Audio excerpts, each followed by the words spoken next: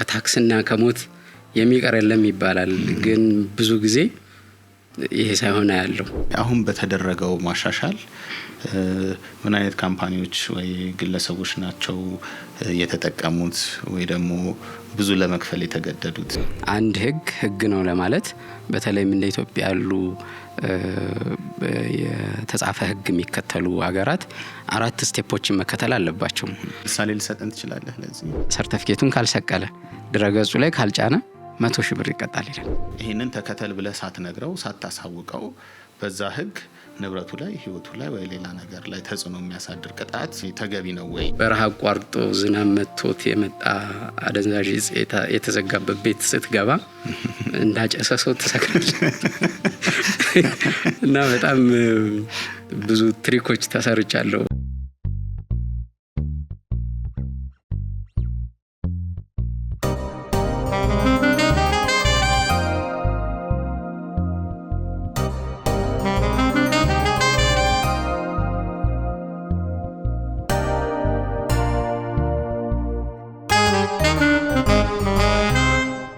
ጤና ይስጥልኝ የሌጋል ፕላስ ፖድካስት ተከታታዮቻችን፣ እንደምን ሰነበታችሁ? ሌጋል ፕላስ በሌላ ርዕሰ ጉዳይ ተመልሷል። የዚህ ዝግጅታችን ርዕስ አድርገን የቀረብነው አዲሱን የቫት ህግ ወይም አዲሱን የተጨማሪ እሴት ታክስ ህግ ነው። ይህ ህግ በብዙዎች ዘንድ አነጋጋሪ ሆኖ ቆይቷል።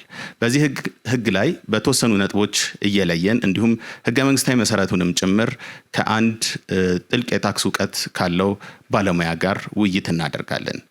የዛሬው እንግዳዬ በኢኮኖሚክስ ከባህር ዳር ዩኒቨርሲቲ የመጀመሪያ ዲግሪውን፣ በህግ ከመቀሌ ዩኒቨርሲቲ የመጀመሪያ ዲግሪውን እንዲሁም በኮምፓራቲቭ ፐብሊክ ሎ ሁለተኛ ዲግሪውን አግኝቷል።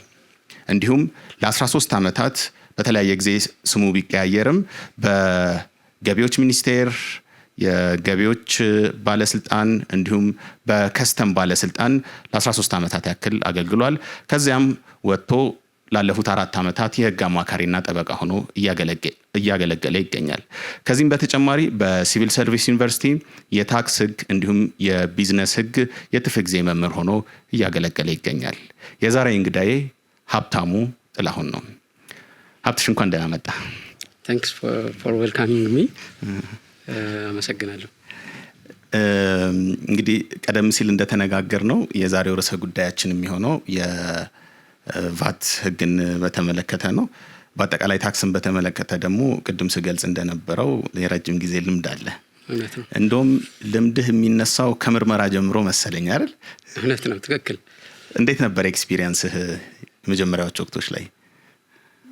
በጣም አስቸጋሪ ስራ፣ ውስብስብ የኢኮኖሚ ወንጀል ከመደበኛው ወንጀል ወይም ሌሎች ወንጀሎች ከሚፈጸሙበት አፈጻጸም ድርጊት ጋር ለየት ያለ ውስብስብ፣ በጣም በጥልቀት ካልተሰራ ወይም ማኔጅ ማድረግ ካልተቻለ በጥቂት ስህተት ሊበላሽ የሚችል ቴክኒካል የሆነ አስቸጋሪ ውስብስብ የወንጀል አይነት ነው። በታክስ ጋር የተያዙ ወይም ከጉምሩክ ጋር የተያዙ ወንጀሎችን ምርመራ ወይም ክትትል ስታደርጉ ለየት ያለ ነገር ገጥሞ ያውቃል? እንዲሁ የምታስታውሰው? በጣም ብዙ አትሊስት አንዱን ወይ ሁለቱን አካፍለን እስቲ። የሰብአዊ መብት ጋር በጣም የሚገናኝ ምርመራና ከምርመራ ጋር ስራ ጋር የተያዙ በጣም አስቸጋሪ ኢንሲደንቶች አሉና ማጠብቃቸው ኢንሲደንቶችን ታስተናግዳለህ።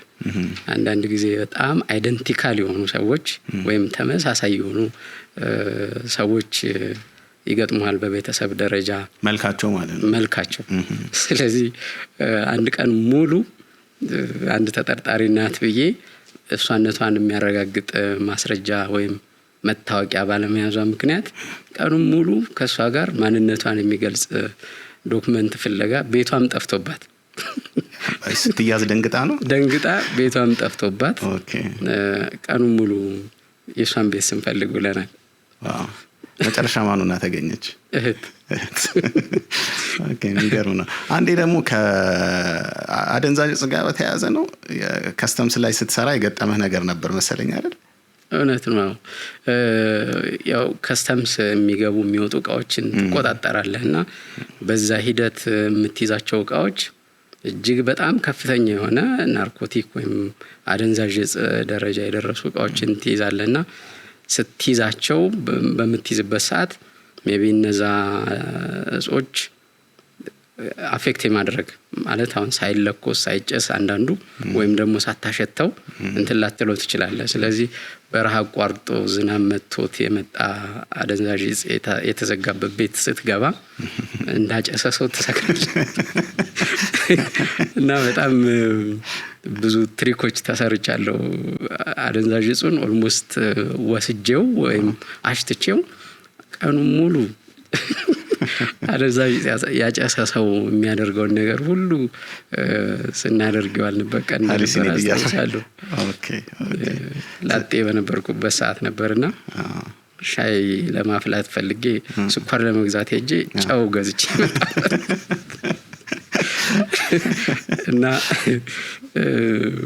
በዚህ ልክ ነው በቃ ራስን የምትስተውና ምን ያህል አስቸጋሪ እንደሆነ ለ15 ቀን ለ20 ቀን ዲፕረስድ ሆነ የምትቆይበት ሁኔታ ይፈጠራል። በጣም ከባድ ነው። በተለይ ደግሞ የመጀመሪያ ከሆነ ከባድ ነው። ሲጀምር አካባቢ በጣም ከምርመራ ወጥተህ ወደ ህግም ሄደሃል። በኃላፊነት ደረጃም ስትሰራ ቆይተሃል። ከነዚህ ነገሮች በመነሳት እንዲሁ በአጠቃላይ የሚያስገርምህ በአካባቢያችን ኢትዮጵያ ውስጥ የተለመደ ታክስን የተመለከተ የተሳሳተ ግንዛቤ ብለህ የምታስበው ነገር ይኖር ይሆን? አዎ፣ ከታክስና ከሞት የሚቀር የለም ይባላል። ግን ብዙ ጊዜ ይሄ ሳይሆን ያለው የታክስ ፐርፎርማንስ ወይም ደግሞ የታክስ ኮሌክሽን ካፓሲቲ አድሚኒስትሬሽኑ ሊሆን ይችላል፣ የህግ ማዕቀፉ ሊሆን ይችላል።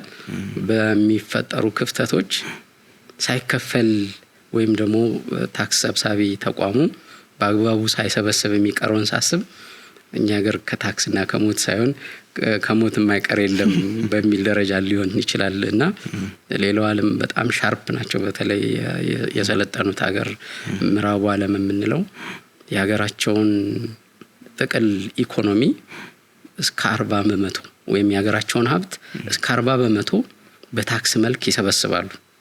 እኛ ሀገር ምናልባትም አንድ ወቅት 12.5 13 ያልበለጠ ነው። ሰብሳሃራን ወይም ይሄ የአፍሪካ ሀገራት ከሰሃራ በታች ያሉ ሀገራት የሚሰበስቡት 15-18% ድረስ ነው። እኛ 5-6-7 ቀደም እንደነገርኩ አንድ ወቅት ላይ 12.5 የደረሰበት ጊዜ አለ። ከዛ በላይ የለምና አይ ዶንት ኖ ዋይ እንደዚህ አይነት ፐርፎርማንስ እንዴት ልናስተናግድ ቻልን? በእርግጥ የኛ ኢኮኖሚ እንደሌላው ኢኮኖሚ የራሱ የሆነ መገለጫ አለው። ለምሳሌ በጣም ብዙ ኤግዛምፕትድ የሆኑ ሴክተሮች አሉ። አንደርግራውንድ ኢኮኖሚ የምትለው አለ። አግራሪያን ኢኮኖሚ ወይም ደግሞ በስፋት ግብርና ላይ የተመሰረተ ኢኮኖሚ የሚመራ ሀገር ነው። 80-70% ያክል የሀገሪቱን ኢኮኖሚ ስቲል የሚያንቀሳቅሰው ግብርና ነው። ግብርና ላይ የሚሰበሰብ ታክስ ዝቅተኛ ስለሆነ ሊሆን ይችላል። እንዲሁም ደግሞ እነዚህ አነስተኛና ጥቃቅን የምትላቸው ወይም ደግሞ በአሁኑ በአዲሱ ንግድ ህግ በዝቅተኛ የንግድ እንቅስቃሴ የሚመዘገቡ ንግድ የሚመስሉ ነገር ግን በንግድ ደረጃ የማይመዘገቡ እንቅስቃሴዎች የበዙበትም ሊሆን ስለሚችል ይሆናል። ኢቭን አነስተኛና ጥቃቅን ሲጠሩ የነበሩ በአግባቡ ይከፍላሉ አይከፍሉም ወይ? እነዚህን ስታይ እንደገና ደግሞ መደበኛው ታክስ ከፋይ በአግባቡ ግዴታውን ይወጣሉ አይወጣም ወይ? ህጎቻችንስ በአግባቡ እንዲተገበሩ ሆነው ነው ወይ ወደ ስራ የገቡት ወይም ደግሞ የጸደቁት የሚለውን ስታይ የራሱ የሆነ ብዙ መገለጫዎች አሉት። ኦኬ ሶ ከታክስና ከሞት አይቀርም የሚለው ለኢትዮጵያ አይሰራም ወይስ ጥቂት ሰዎች ላይ ብቻ ነው የሚሰራው? ያ ማለት ነው። ታክስ ቤዝን ሰፋ ማድረግ ከገቢም አንፃር ለሀገር የሚጠቅም ነው። የተወሰነው አካላት ላይ ብቻም ታክሱ እንዳይጫን የራሱ አስተዋጽኦ ይኖራል ብዬ ገምታለሁ። እሺ ወደ ዛሬው ዋና ርዕሰ ጉዳያችን እንምጣ። ቫትን ወይም ተጨማሪ እሴት ታክስን በተመለከተ ነው ልንወያይ ያሰብነውና እስቲ ቀለል አድርገን እንጀምር። ቫት ምንድነው? ከሌላ የታክስ አይነትስ በምንድነው የሚለየው? የተጨማሪ እሴት ታክስ ቀጥተኛ ያልሆነ ታክስ ከሚባሉት ወይም ደግሞ ኢንዳይሬክት ታክስ ከሚባለው ዘውግ የሚመደብ ነው። ይሄ የተባለበት ለምንድነው? ግብር ከፋዩ በቀጥታ ታክሱን ለመንግስት የሚከፍልበት አግባብ የለም። በተዘዋዋሪ የሸማች ታክስም ይባላል ወይም ደግሞ ኮንሰምፕሽን ታክስ የምንለው መገለጫው ነው። የመጨረሻው ኢንድ ዩዘር ወይም ደግሞ የመጨረሻው ሸማች የሚከፍለው ታክስ ነው። የሚከፍለው ግን በቀጥታ ለመንግስት ሳይሆን ለሸጠለት ሰው ወይም ደግሞ ለአቅራቢው የሚከፈል ታክስ ነው። ስለዚህ ኢንዳይሬክት ታክስ የሚለውን በዚህ ይታያል። ሌላው ስለዚህ መንግስት ታክሱን ይሰበስባል፣ ግን ታክሱን የሚሰበስበው በነጋዴው በኩል ነው ማለት ነው። ነጋዴው ለመንግስት ሰብስቦ ይሰጣል። ነጋዴዎች የተጨማሪ እሴት ታክስ እንደራሴዎች ናቸው ለመንግስት ማለት ነው። ለዛ ነው የመንግስት ወኪል አይነት ማለት ወኪል። በዛ አግባብ ነው ታክሱ የሚሰበሰበው። ስለዚህ የመጨረሻው ሸማች ነው የሚከፍለው ብያለሁ። ሌላው ደግሞ ምንድነው? መደበኛ ታክሶች ገቢ ስላገኘህ ነው ግብር የምትከፍለው። የተጨማሪ እሴት ታክስ ግን ስለሸመትክ፣ ስለገዛ፣ ስለተመገብክ ወይም ደግሞ ስለጠጣህ ነው ማለት ነው። ወይም እቃውን ስለወሰድክ ነው የምትከፍለው። ሌላው ምንድነው? የተጨማሪ እሴት ታክስ በጥቅሉ ገቢ ወይም ረቨኑ የምንለው የመንግስትን ገቢ ማሳደግ ወይም ደግሞ መንግስት ከዜጎች ላይ ታክስ የሚሰበስበው በዋናነት አንደኛ ዓላማው ገቢ ማሳደግ ነው። ሁለተኛ ዓላማው የፊስካል ፖሊሲ የምንለውን ወይም ደግሞ ይሄ የገንዘብ የታክስና ወጪ አስተዳደር ወይም ፖሊሲ የምንለውን ተግባራዊ የሚያደርግበት ነው። ለምሳሌ ማክሮ ኢኮኖሚውን ለማረጋጋት ሊሆን ይችላል፣ ኢንቨስትመንትን ለማበረታታት ሊሆን ይችላል፣ የተለያዩ ስራ ዕድል ፈጠራን ለመፍጠር ሊሆን ይችላል። በዛ አግባብ ተግባራዊ የሚሆን ነው። ስለዚህ ምሳሌ ልሰጠን ትችላለህ? ለዚህ የተጨማሪ እሴት ታክስ ራሱ ቅድም እንዳልኩ የተጨማሪ እሴት ታክስ የሸማቾች ላይ የሚጣል ታክስ ነው። ስለዚህ አንድ ሰው ከሚሸምት ይልቅ ኢንቨስት ቢያደርግ ኢንቨስትመንት ላይ የሚያውለውን ገንዘብ ታክስ አይደረግበትም ወይም ከተጨማሪ እሴት ታክስ ነፃ ይሆናል። በአንጻሩ ሲመገበው ወይም ደግሞ ሲሸምተው የሚከፍል ይሆናል። ስለዚህ የተጨማሪ እሴት ታክስ ሴቭ አድርገው ወይም ደግሞ ትክክል ሴቭ አድርገው ወይ የሆነ ቦታ ኢንቨስት አድርገው ነው። ኢንቨስት ካረክ ታክሱን አከፍልም ወይም ደግሞ የምከፍለውም መጨረሻ ላይ በኢንቨስትመንቱ አውትፑት ላይ ነው እንጂ በኢንቨስትመንቱ ግብአት ላይ አይሆንም። በአንጻሩ ግን ከሸመትክ ትከፍለኛለህ የሚል ስለሆነ ሰዎች በጥቂት ኢንቨስትመንትም ቢሆን ወደ ኢንቨስትመንት ገንዘባቸውን እንዲያዞሩ፣ በአንጻሩ ደግሞ ኮንሳምፕሽናቸውን ወይም ደግሞ የመሸመት ቴንደንሲያቸውን ፍላጎታቸውን እንዲቀንሱ የሚያስችል ነው። ስለዚህ ኢንቨስትመንትን ማበረታታት የብዙ ሀገራት ምኞት ነው። ስለዚህ መንግስት ኢንቨስትመንትን ለማበረታታት ሸማቾች ላይ የሚጥለው ታክስ ነው ማለት ነው። ስለዚህ ኢንቨስትመንትን ማበረታቻ ኢኮኖሚ ማነቃቂያ ቱልስ ወይም ፖሊሲ ኢንስትሩመንት ሆኖ ያገለግላል ማለት ነው። ቀጥተኛ ያልሆነ ታክሶች ማለት ነው። አንደኛው እንደምሳሌ ወሰድነው ቫት ነው። ሌላ አይነት አሉ ቀጥተኛ ያልሆኑ ታክሶች? እውነት ነው። ለምሳሌ ከመቀጠር የሚገኝ ወይም የስራ ግብር ፔሮል ታክስ የምንለው አለ።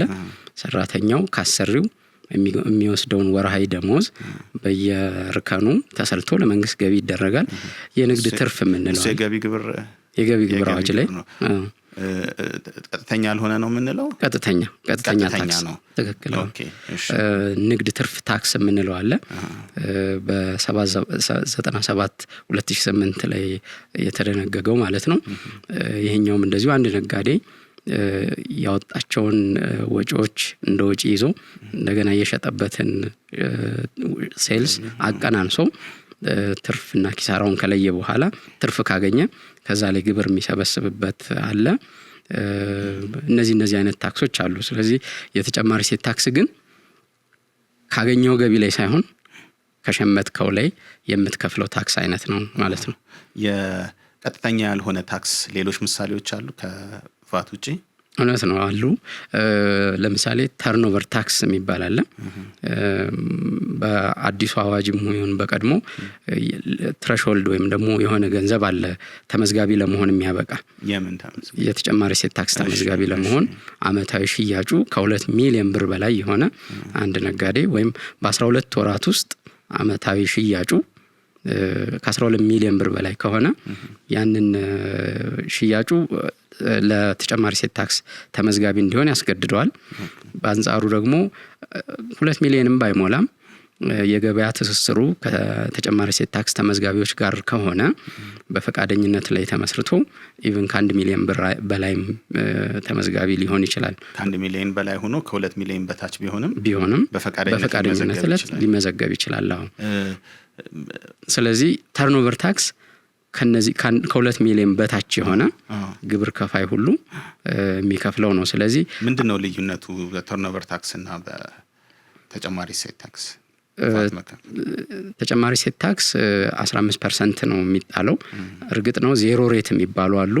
ከተጨማሪ እሴት ታክስ የማይከፈልባቸው ድብልቅ አቅርቦቶች ያሉት ነጋዴ ተጨማሪ እሴት ታክስ የሚመለከተውን 15% እየጣለ ከሸማቾች ይሰበስባል።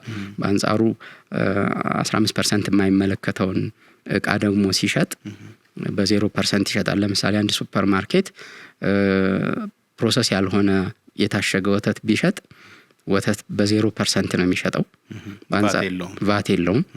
በአንጻሩ ደግሞ ሌላ ፋብሪኬትድ የሆነ ወይ ደግሞ ሌላ ሰብጀክት ቱ ተጨማሪ እሴት ታክስ የሆነ ግብይት ሲኖረው 15% እንትን ይከፍላል። በአንጻሩ ደግሞ ምንም አይነት ታክሱ የማይመለከታቸው ሌሎች እቃዎችን የማያመርት ወይም የማይሸጥ ከሆነ ታክሱ ነፃ ይሆናል ማለት ነው። ለምሳሌ ፋርማሲዎች በሐኪም ፕሪስክሪፕሽን ወይም ትዕዛዝ ብቻ የሚወሰዱ መድኃኒቶችን ቢሸጡ ዜሮ ወይም ከቀረጥ ነፃ ከታክስ ነፃ ሆኖ ለደንበኞቻቸው ይሰጣሉ ማለት ነው። ከቫት ከተጨማሪ እሴት ታክስ ነፃ ሆኖ ሊሸጡ ይችላሉ ማለት ነው። በአንጻሩ የፋርማሲ ውስጥ የምታገኛቸው ሰብጀክት ቱ ታክስ ወይም የተጨማሪ እሴት ታክስ የሆኑ ለምሳሌ ኮስሞቲክስ ሊሆን ይችላል፣ የቆዳ ማለስለሻ፣ እንደዚህ ቅባት ምናምን፣ እነዚህ የተጨማሪ እሴት ታክስ የሚመለከታቸው ስለሆነ የተጨማሪ እሴት ታክስ የሚጣልባቸው ይሆናል ማለት ነው። ስለዚህ ቲኦቲ ደግሞ የምንለው የተጨማሪ እሴት ታክስ ያልሆነ ነገር ግን ደረጃ ሀመሮሃ ግብር ያልሆነ ያ ማለት ከ500,000 ብር በላይ ትራንዛክሽን ያለው ግብር ከፋይ ከሆነ የተርኖቨር ታክስ ይከፍላል ማለት ነው። ስለዚህ ሽያጩ ከ500,000 በላይ እስከ 2 ሚሊዮን ያለው ውስጥ ያለ ሰው ተርኖቨር ታክስ ነው ይከፍላል። ከ2 ሚሊዮን በላይ ሲሆን ቫት ይሆናል። ተርኖቨር ታክስ ለየት የሚያደርገው ከተጨማሪ እሴት ታክስ 2 አይነት ሬት ወይም ምጣኔ ነው ያለው። ለአገልግሎት 10% ነው የሚጣለው። በአንጻሩ ደግሞ ለእቃ ሲሆን 2% ብቻ ነው የሚጣለው። አይቀናነስም። በአንጻሩ የተጨማሪ እሴት ታክስ ለግብአት የተከፈለውን የተጨማሪ እሴት ታክስ አውትፑት ታክስ ወይም ደግሞ ስትሸጥ ከሰበሰብከው ታክስ ጋር አቀናንሰ በብልጫ የተከፈለ ሲኖር ነው ለመንግስት በየወሩ የሚከፈለው። ባይዞ የተጨማሪ እሱን ግልጽ ታደርግልኛል? ኢንፑት ታክስ አውትፑት ታክስ የሚባል አለ በተጨማሪ እሴት ታክስ። ማለትም አንድ ነጋዴ የሚሸጠውን እቃ ሲገዛ የተጨማሪ እሴት ታክስ ከፍሎ ሊሆን ይችላል። ያንን ኢንፑት ታክስ እንለዋለን። የተጨማሪ እሴት ታክስ ስሙ ራሱ እንደሚገልጸው እቃው ላይ እሴት ጨምረህበት ነው ለደንበኛ የምታስተላልፈው። ለቴትቤ ኮካኮላ ወይም ደግሞ አንድ ምርት ለምሳሌ እኔ ሱቅ አለኝ።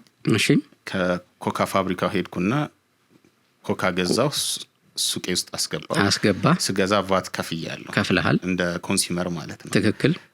ከዛ ልትሸጥ ነው። አሁን ስሸጥ ደግሞ ቫት በፒስ ከሚገዙኝ ሰዎች ቫት ሰበስባለሁ። እዚህ ጋር አሁን ጥንቃቄ የምናደርገው ምንድነው፣ ኮካኮላ የታሸገ ነው ወይም ሌላ ኤኒ ሶፍት ድሪንክ የታሸገ ነው ባይሉ ምን ቫልዩ አዳረረገበት ሊሉ ይችላሉ። ነገር ግን አንተ ፍሪጅ ውስጥ አቀዝቅዘህ ሊሆን ይችላል። በመኪና የሚያዞረው የአከፋፋዩ ድርጅት ለግለሰብ ላይሸጥ ይችል ይሆናል። በአንጻሩ አንተ ፖርቴብል ሆነ ለደንበኞች ተደራሽ ሆኖ በሚፈልጉት ሳይዝ በሚፈልጉት መጠን ልታቀርብላቸው ትችላለህ። ለደከመው ሰው ቀዝቀዝ አድርገህ ልትሰጠው ትችላለህ። ስለዚህ አድሬስ ለማድረግ አንተ ቀርበህለታል ማለት ነው።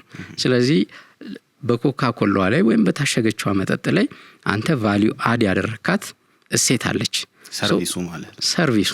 ስለዚህ ያችን ቫልዩ አዲሽን ወይም ደግሞ እሴቷን አንተም ታክስ አድርገህ ትሸጣለህ ማለት ነው ለደንበኛ።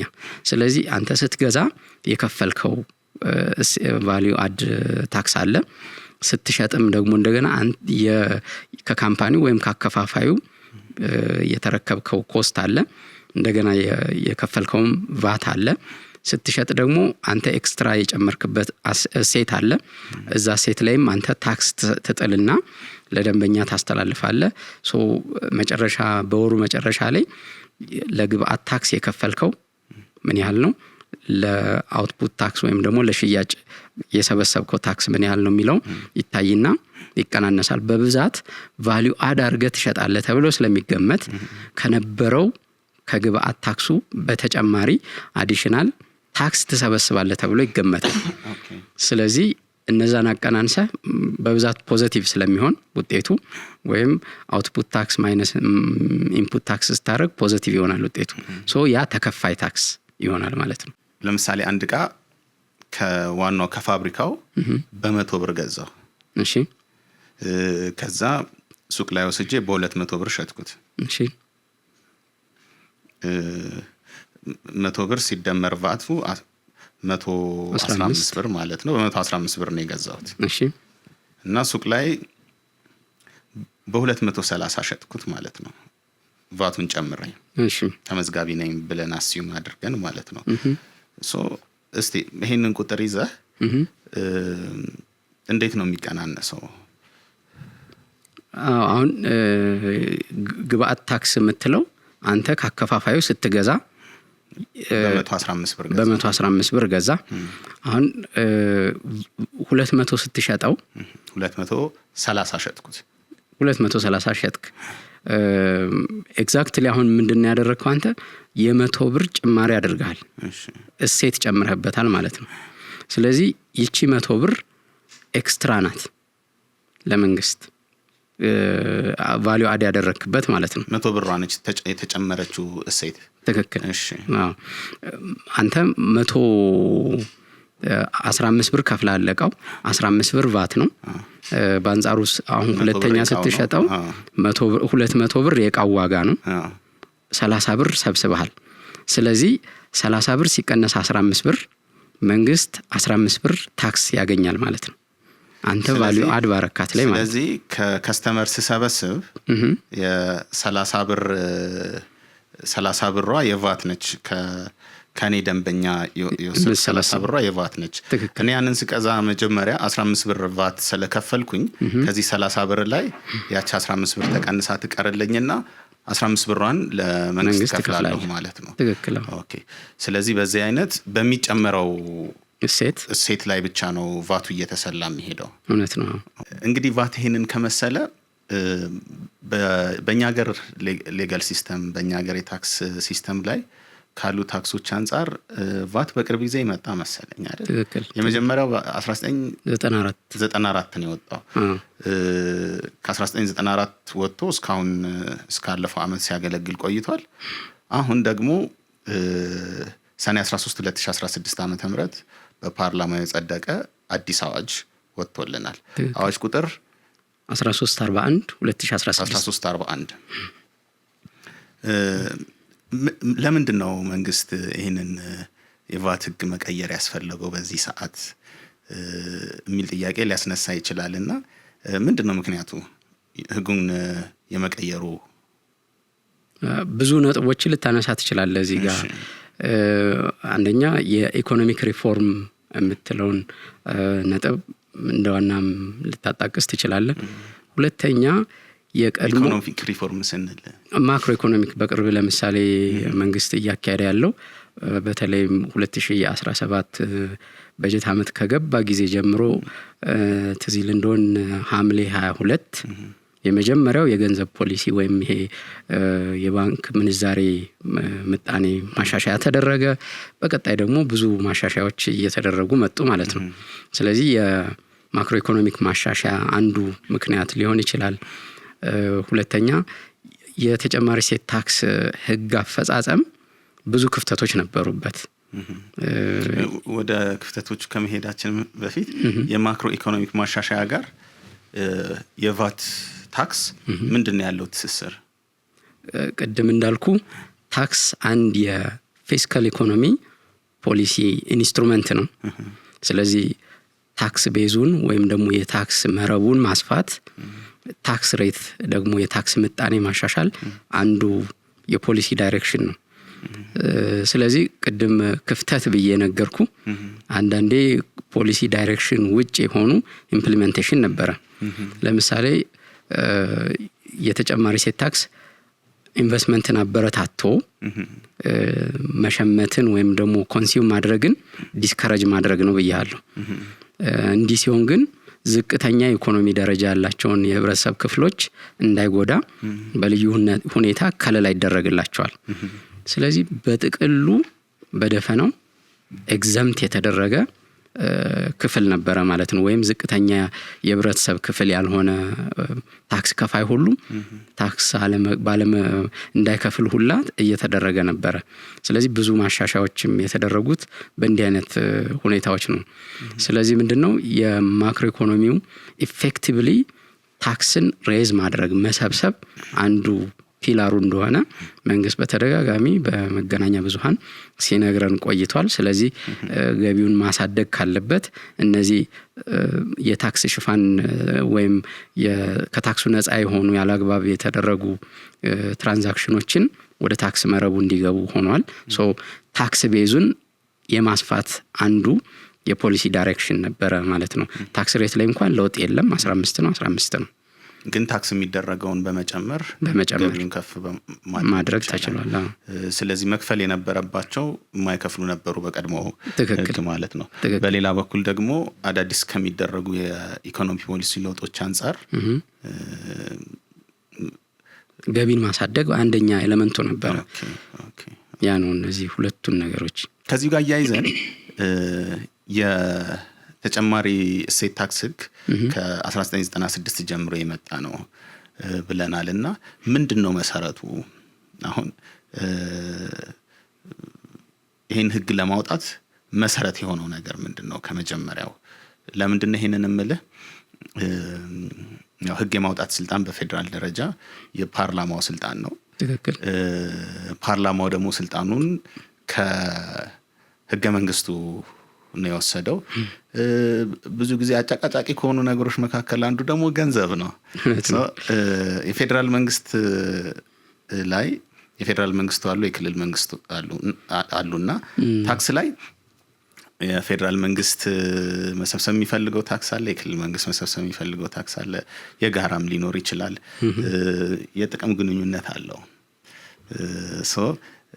ለዛ ሲባል ህገ መንግስቱ የለያያቸው ነገሮች አሉ እና ህገ መንግስቱ ላይ የተጨማሪ እሴት ታክስ የሚል ተጠቅሶ አላየሁም። የለም።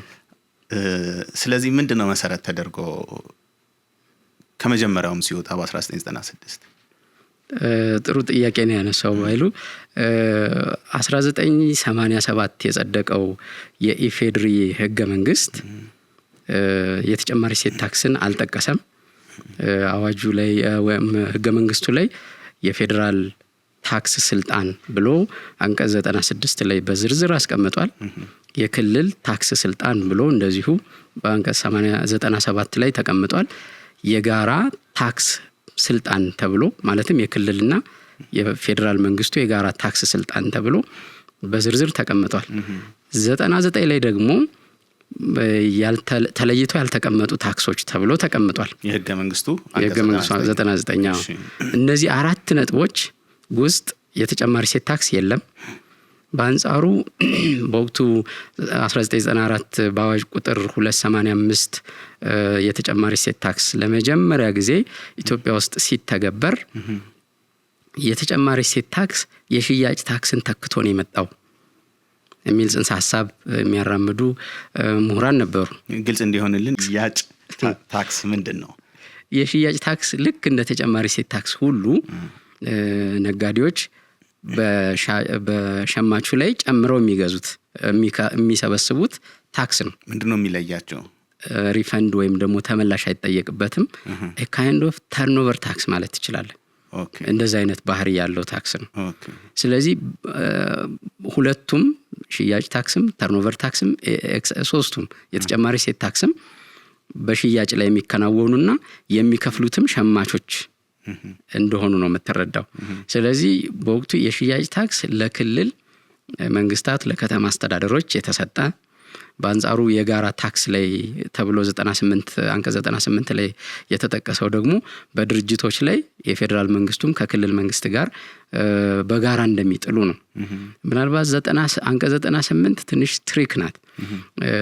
ፊስካል ፌዴራሊዝም ያው የሚለውን ጽንሰ ሐሳብ እዚህ ጋር በደንብ ለአድማጭ ተመልካቾቻችን ገለጽ ብናደርግ መልካም ይመስለኛል።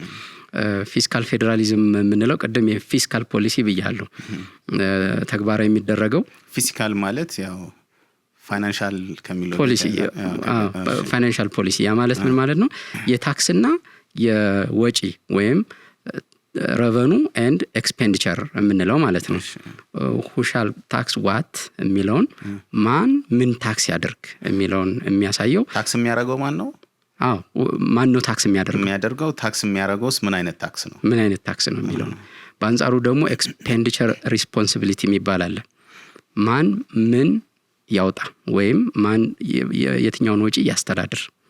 ለምሳሌ አሁን ኢትዮጵያ ውስጥ ከፍተኛ ትምህርት ተቋማትን፣ አገር አቋራጭ መንገዶችን፣ ኤሌክትሪክ መሰረተ ልማቶችን፣ ኤርፖርቶችን የሚያስተዳድረው የፌደራል መንግስቱ ነው። በአንጻሩ ደግሞ ትምህርትን እስከ ጤና ጣቢያ ያሉ የጤና ተቋማትን እስከ 10ኛ ክፍል እስከ 12ኛ ክፍል ምናልባት ቴክኒክና ሙያን የሚያስተዳድሩት የክልል መንግስታት ናቸው። ለትምህርት ለጤና እስከ ጤና ጣቢያ ያለውን ወጪ የሚያስተዳድሩት የክልል መንግስታት ናቸው ማለት ነው። በአንጻሩ የዩኒቨርሲቲ ወጪዎችን፣ ሀገር አቋራጭ መንገዶችን፣ ኤርፖርቶችን የሚያስተዳድረው ደግሞ ወይም ደግሞ ወጪውን ከቨር የሚያደርገው የፌደራል መንግስቱ ነው ማለት ነው። ስለዚህ ኤክስፔንዲቸር ሪስፖንሲቢሊቲ የምንለው ይሄ ነው። ረቨኑ ራይዚንግ ሪስፖንሲቢሊቲ የምንለው ደግሞ ገቢ መሰብሰብ ነው። ዛት ሳይ ቀደም እንዳልኩ እኛም የፌደራል ስቴት ስትራክቸር መከተል ከጀመር በሕገ መንግስቱ ከ87 ዓመተ ምህረት ጀምሮ እየተተገበረ ስለሆነ የክልል መንግስታት የታክስ ፓወር ወይም ደግሞ ታክስ የመሰብሰብ ስልጣን 1-2 ተብሎ ተቀምጧል። እዛ ውስጥ ሴልስ ታክስ አለ። ለክልል ከተሰጠው ሴልስ ታክስ ማለት የሽያጭ ታክስ የምንለው። በአንጻሩ ደግሞ ፌደራሉ ላይ የለም።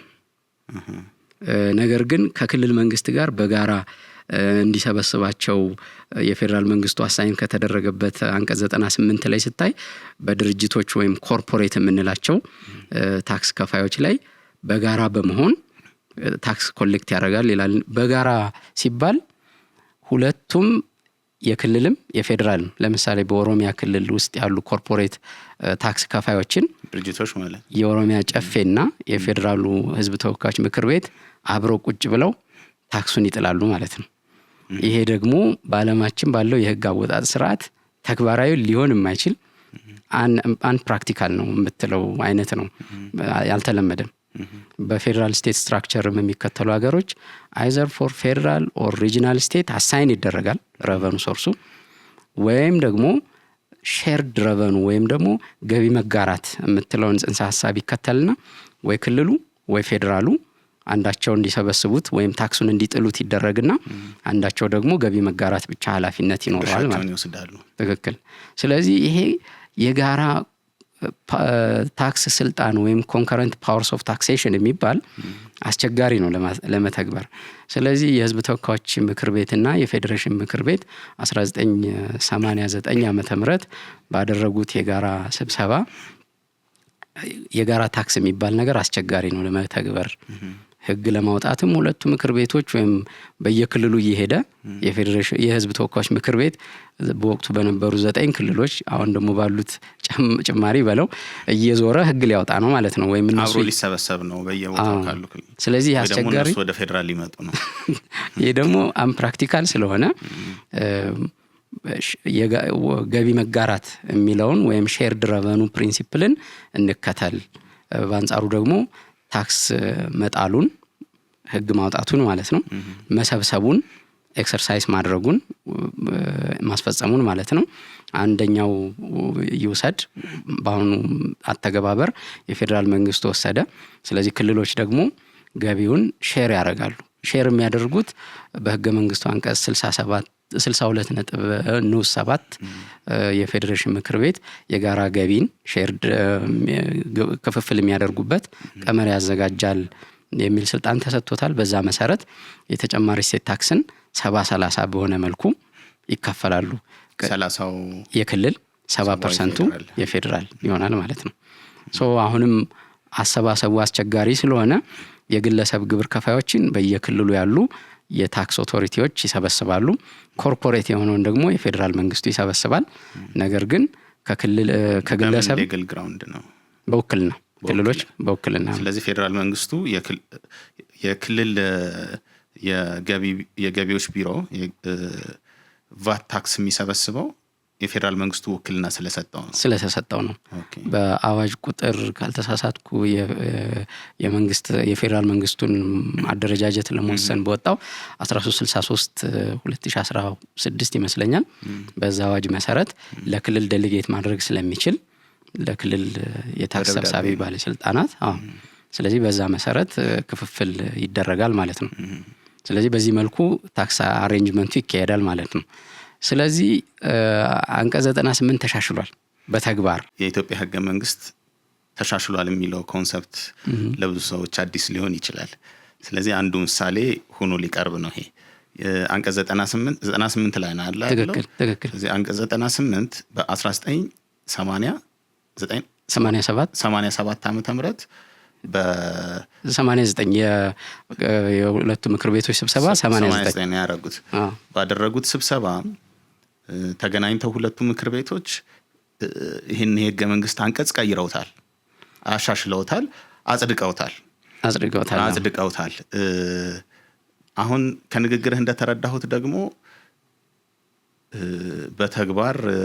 በተግባር ነው እንጂ በሰነድ ወይም ደግሞ የተረጋገጠ አይደለም የሚል ነው። ፕሮሞግሌሽን የምንለው ጽንሰ ሐሳብ ወይም የህግ ህትመት ይጎሏል። የህግ ህትመት ይጎሏል።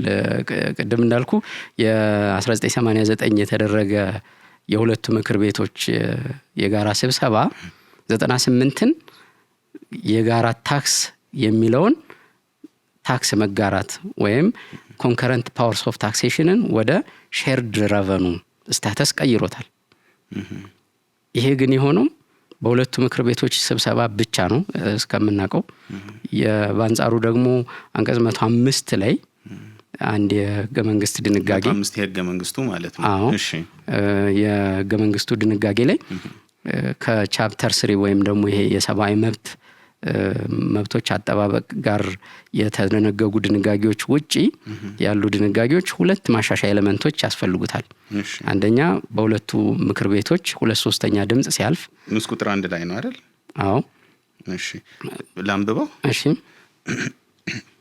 በዚህ ህገ መንግስት ምዕራፍ 3 የተዘረዘሩት መብቶችና ነጻነቶች በሙሉ ይህ አንቀጽ እንዲሁም አንቀጽ 104 ሊሻሻሉ የሚችሉት በሚከተሉት አኳኋን ብቻ ነው ይላል። የነሱን ከሱ ውጭ ያሉትን ደግሞ ንዑስ ቁጥር 2 ከዚህ አንቀጽ ንዑስ አንቀጽ 1 ከተዘረዘሩት ውጪ ያሉት የህገ መንግስቱ ድንጋጌዎች ሊሻሻሉ የሚችሉት በሚከተለው አኳኋን ብቻ ነው።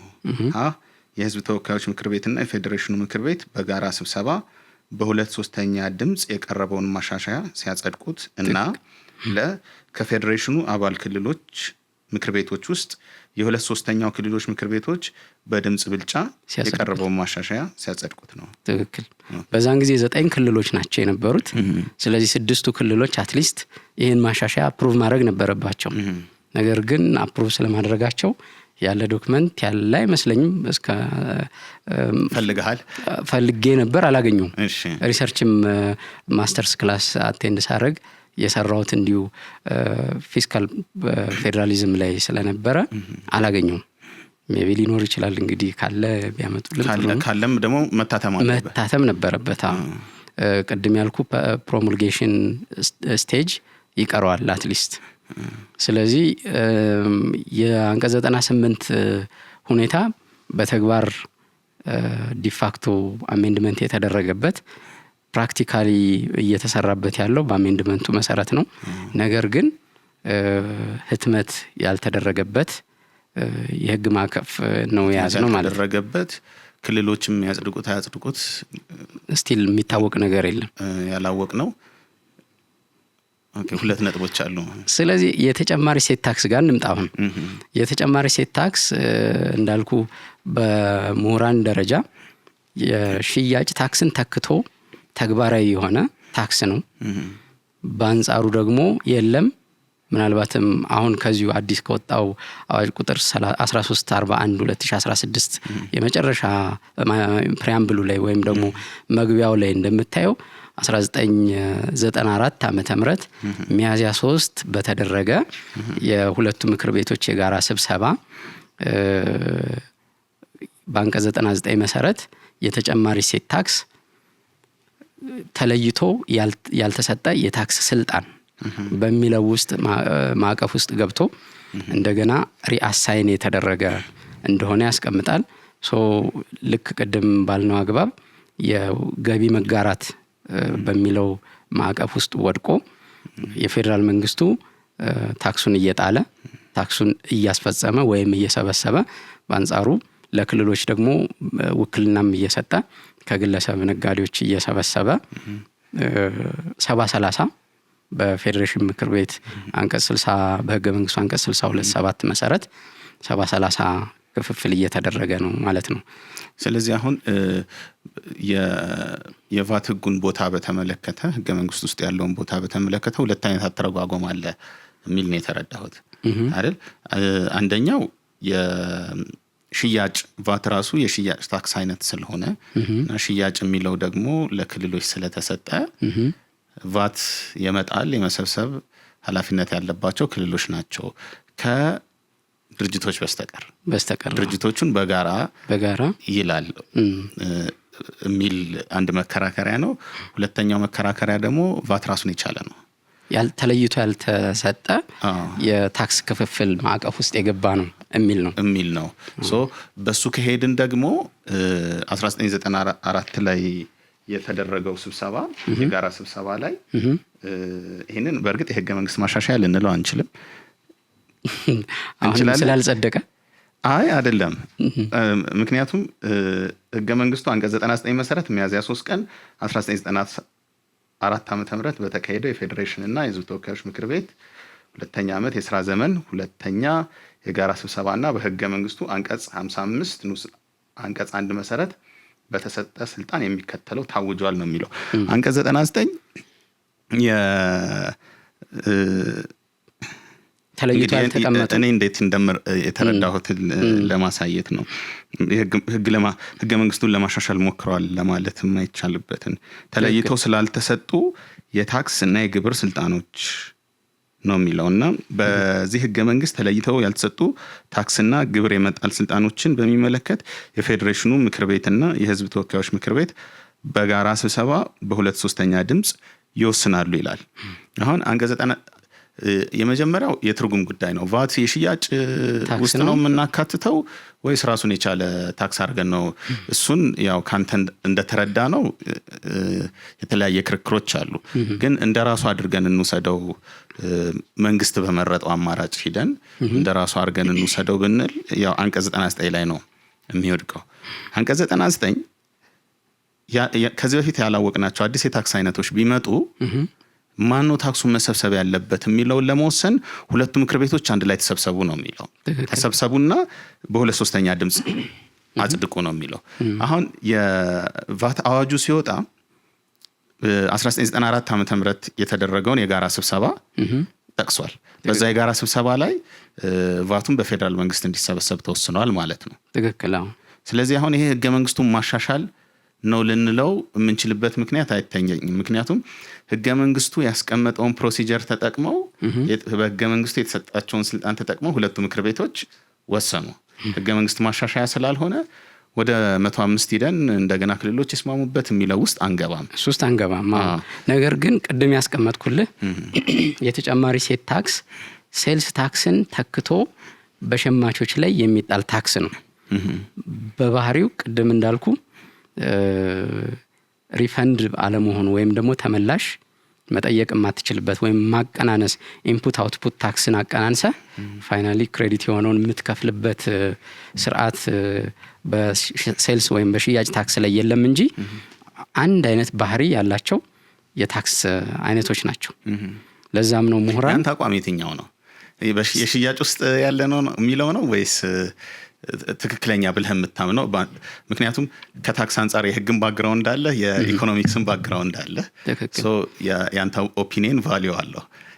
ሶ የትኛው ነው ትክክለኛው ትርጉም ብለህ የምታምነው? በእኔ አረዳድ ቅድም እንዳልኩ የኢንዳይሬክት ታክስ የምትላቸው ታክስ አይነቶች ውስጥ ነው የሚወድቁት ሁለቱም፣ ሴልስ ታክስም ተርኖቨር ታክስም ኢቭን ተርኖቨር ታክስም ማለት ነው፣ የተጨማሪ እሴት ታክስም። ስለዚህ ሶስቱም ኢንዳይሬክት ታክስ የምትላቸው አይነት ስለሆኑ በሸማች ላይ የሚጣሉ ስለሆኑ የሚጣሉትም በነጋዴው ስለሆነ በመንግስት ወደ መንግስት በቀጥታ የማይከፈሉ ስለሆነ ባህሪያቸው አንድ ነው። ዞንሊ የሚለያቸው ተርኖቨር እና ሴልስ ታክስ ሪፈንድ አታደርግባቸውም። በአንጻሩ የተጨማሪ እሴት ታክስ ለግብአት ታክስ ያወጣውን አቀናንሰ ነው የምከፍለው።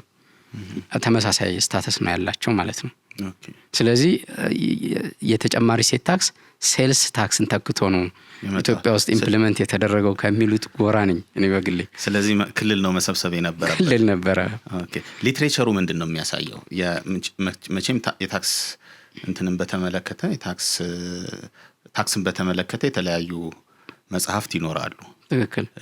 ዓለም አቀፍ ተቀባይነት ያላቸው እነሱን ማለት ነው ሊትሬቸር ስልና ሊትሬቸሩ ላይ ቫትን እንዴት ነው የሚያስቀምጠው? በዚሁ ቅድም ባስቀመጥኩልህ አግባብ አሁን አንተ በነገርከኝ በ20ኛው መቶ ክፍለ ዘመን የተጀመረ ታክስ ነው። ኦልሞስት በዓለም ላይ 170 በላይ የሆኑ ሀገራት ኢምፕሊመንት እያደረጉት ነው። በእርግጥ ወጥ የሆነ 15% ባይሆንም 20-30 የሚያደርጉ አንድ ሁለት ሀገሮች አሉ። ናቸው በስም አልያዝኳቸውም፣ ብቻ ጥቂት ሀገሮች ናቸው ከ15 በላይ ኮሌክት የሚያደርጉ። ከ15 በታችም የሚጥሉ አሉ። ግን በዓለም አቀፍ ደረጃ ያሉ ታክሱን የሚሰበስቡ ሀገራት መጀመሪያ ሴልስ ታክስን ተግባራዊ ሲያደርጉ ቆይተው የተጨማሪ እሴት ታክስን ተግባራዊ ማድረግ ወይም መተካት እንደቻሉ ነው የምትረዳው። ሴልስ ታክሱን ትተውት ወደ ተጨማሪ እሴት ታክስ እኛም ትተነዋል። በቃ ኦልሞስት አሁን ተርኖቨር ታክስ እና ሴልስ ታክስ ግን ምንም የምትለያቸው እንትን የለም። ምናልባት ስም አጠራር አሁን አማርኛው ራሱ ተርኖቨር ታክስ የሚለው በቃ ተርኖቨር ታክስ ነው። አማርኛ ቨርዥን የለውም። ወይም ሽያጭ ታክስ የሚለውን ካልሆነ በቀር እንዳልኩ ባህሪያቸውም ከሽያጭ ታክስ ጋር አንድ አይነት ስለሆኑ ምንም የሚለያቸው ነገር የለም። ኦልሞስት ሴልስ ታክስ እና ተርኖቨር ታክስ አይደንቲካሊ ኢዝ ዘ ሴም ናቸው። ስለዚህ ይሄ ነው ትሬንዱ።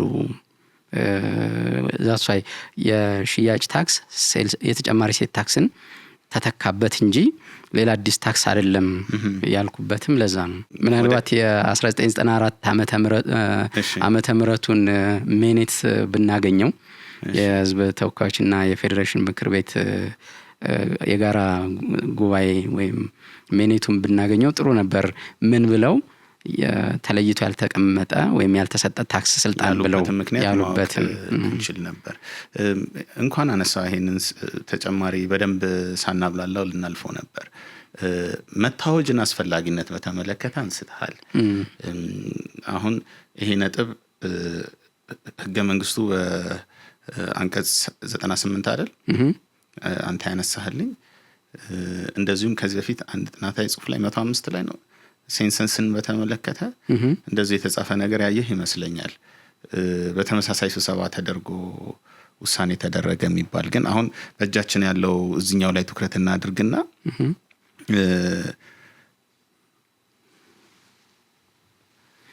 ምንድነው አለመታተሙ ህጋዊ ተቀባይነቱ ላይ ምን አይነት ተጽዕኖ ነው የሚኖረው? ለምንስ መታተም የሚለውን ነገር ያን ያህል ትኩረት እንሰጠዋለን? የሚታተመው ሴት ነው። ከህግ ትምህርት ቤቶቻችን ኢንትሮዳክሽን ቱ ሎው የምንወስዳቸው ኮርሶች ላይ አንድ ህግ ነው ለማለት በተለይም እንደ ኢትዮጵያ ያሉ የተጻፈ ህግ የሚከተሉ ሀገራት 4 ስቴፖችን መከተል አለባቸው።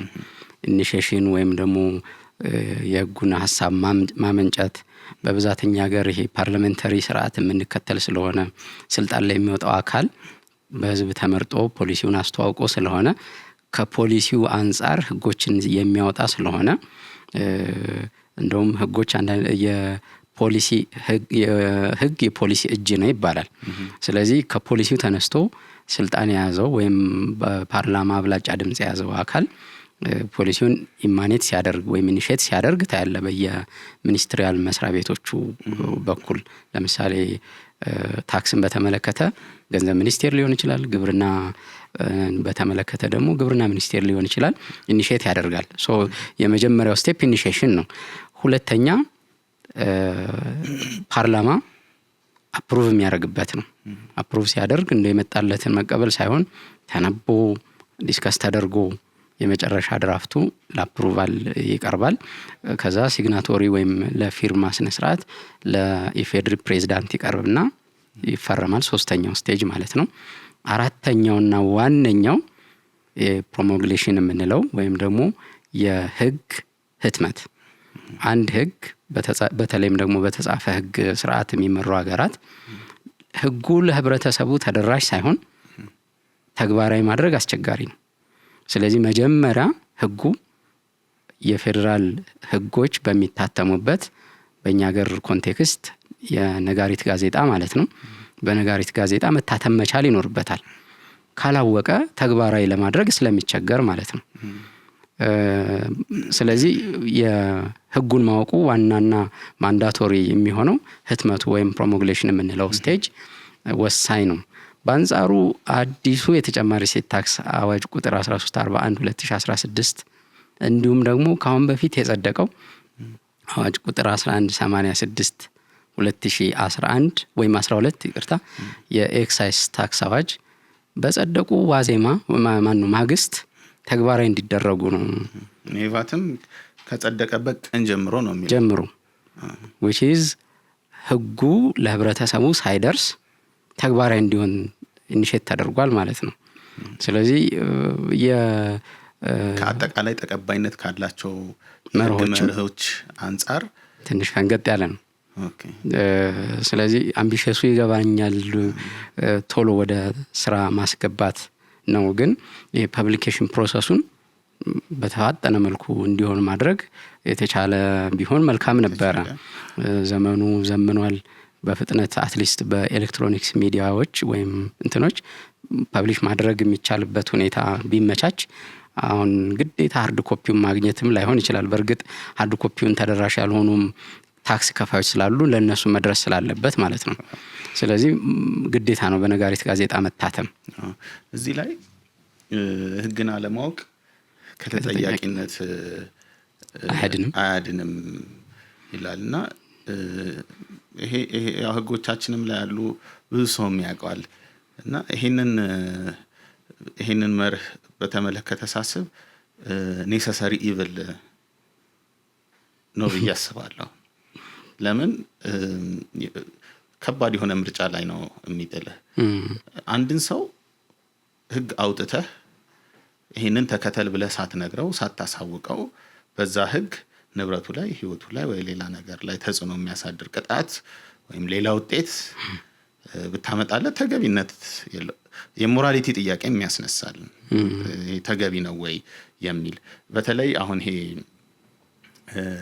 ከተፈጥሮ ህግ አንፃር ከማህበረሰቡ ባህል አንፃር ልክ አይደለም ብለህ የምትገምተው ነገር ካልሆነ በስተቀር በተለይ በተደራጀ በዘመናዊ መንግስት አስተዳደር ውስጥ ዜጋ የሚከተለውን ህግ ሳታወጣለት እና ሳትነግረው ይሄ ነው መከተል ያለበት ህግ የሚለውን ሳትነግረው መቅጣት ተገቢ አይደለም። ሁሉም ይስማማበት ይመስለኛል። ግን ደግሞ ለሁሉም ዜጋ ይሄንን አንድ መንግስት ማሳወቅ ይችላል ወይ? ለምሳሌ ኢትዮጵያ ውስጥ 100 ስንት ደረስን?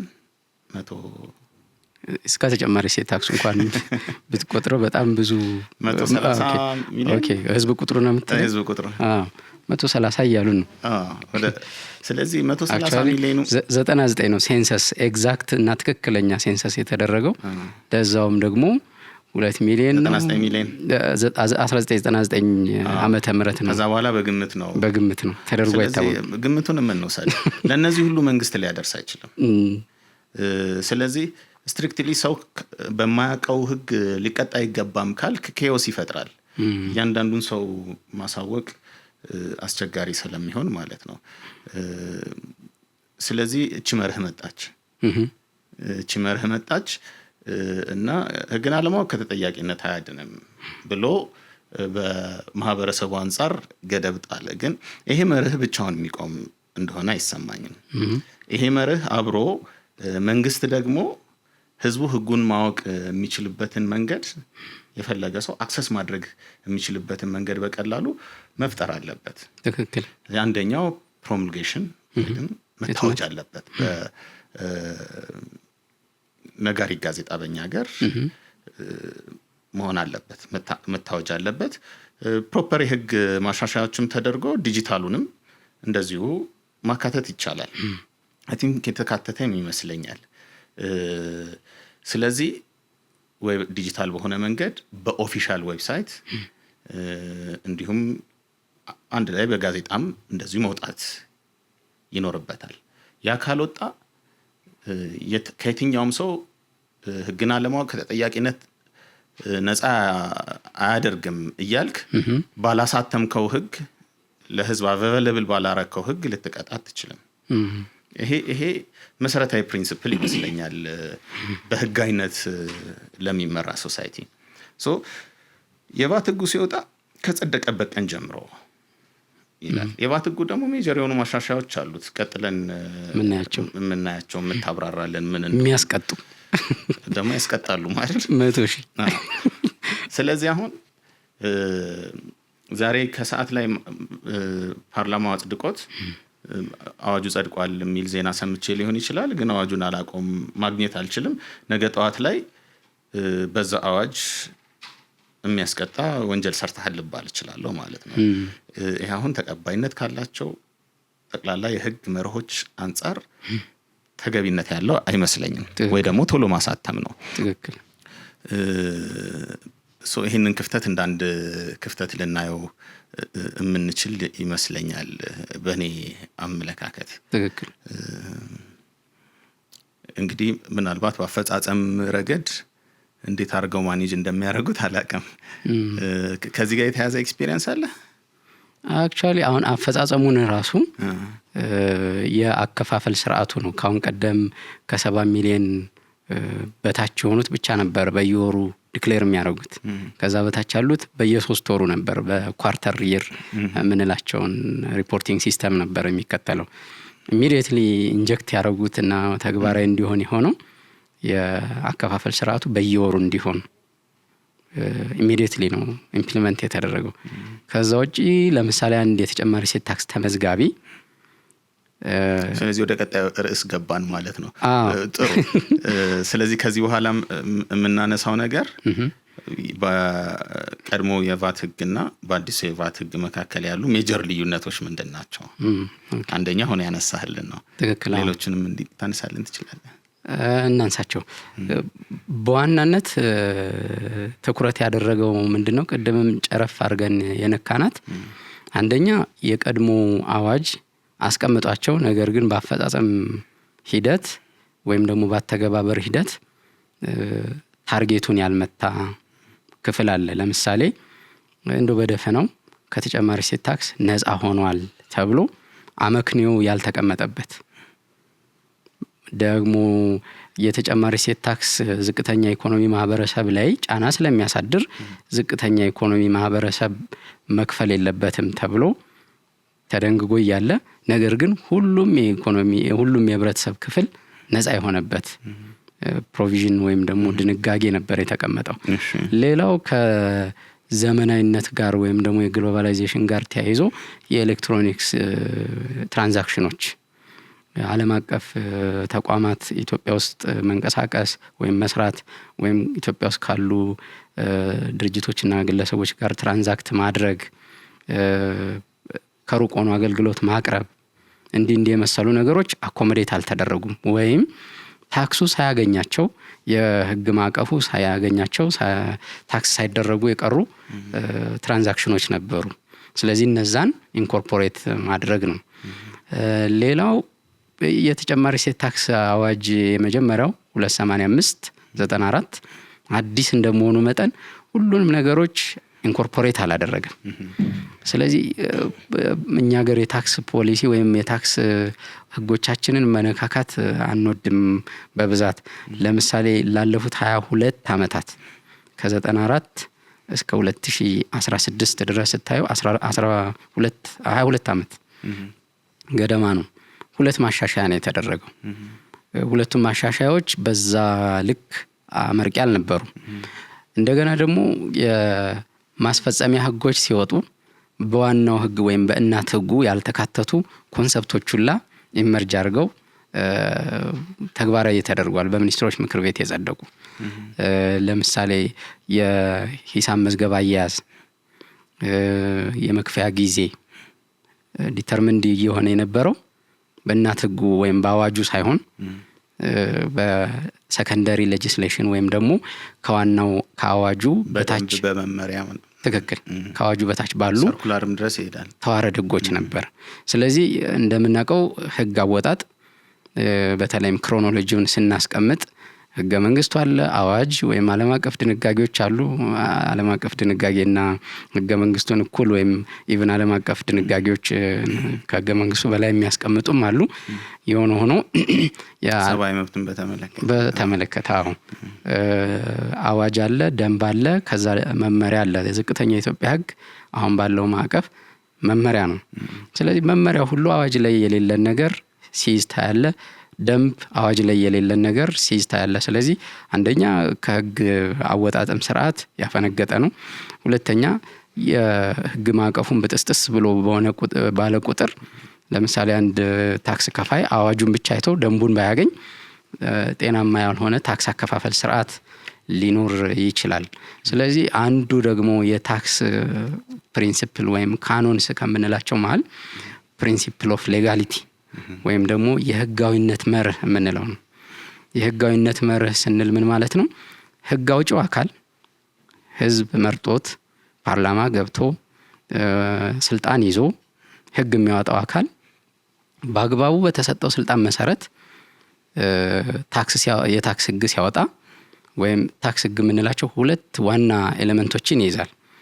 አንድ የታክስ መረቡን ወይም ደግሞ ታክስ ቤዙን መወሰን ነው፣ ምን ታክስ ይደረግ። ሁለተኛው ደግሞ የታክስ ምጣኔውን ወይም ታክስ ሬት የምንለው ነው።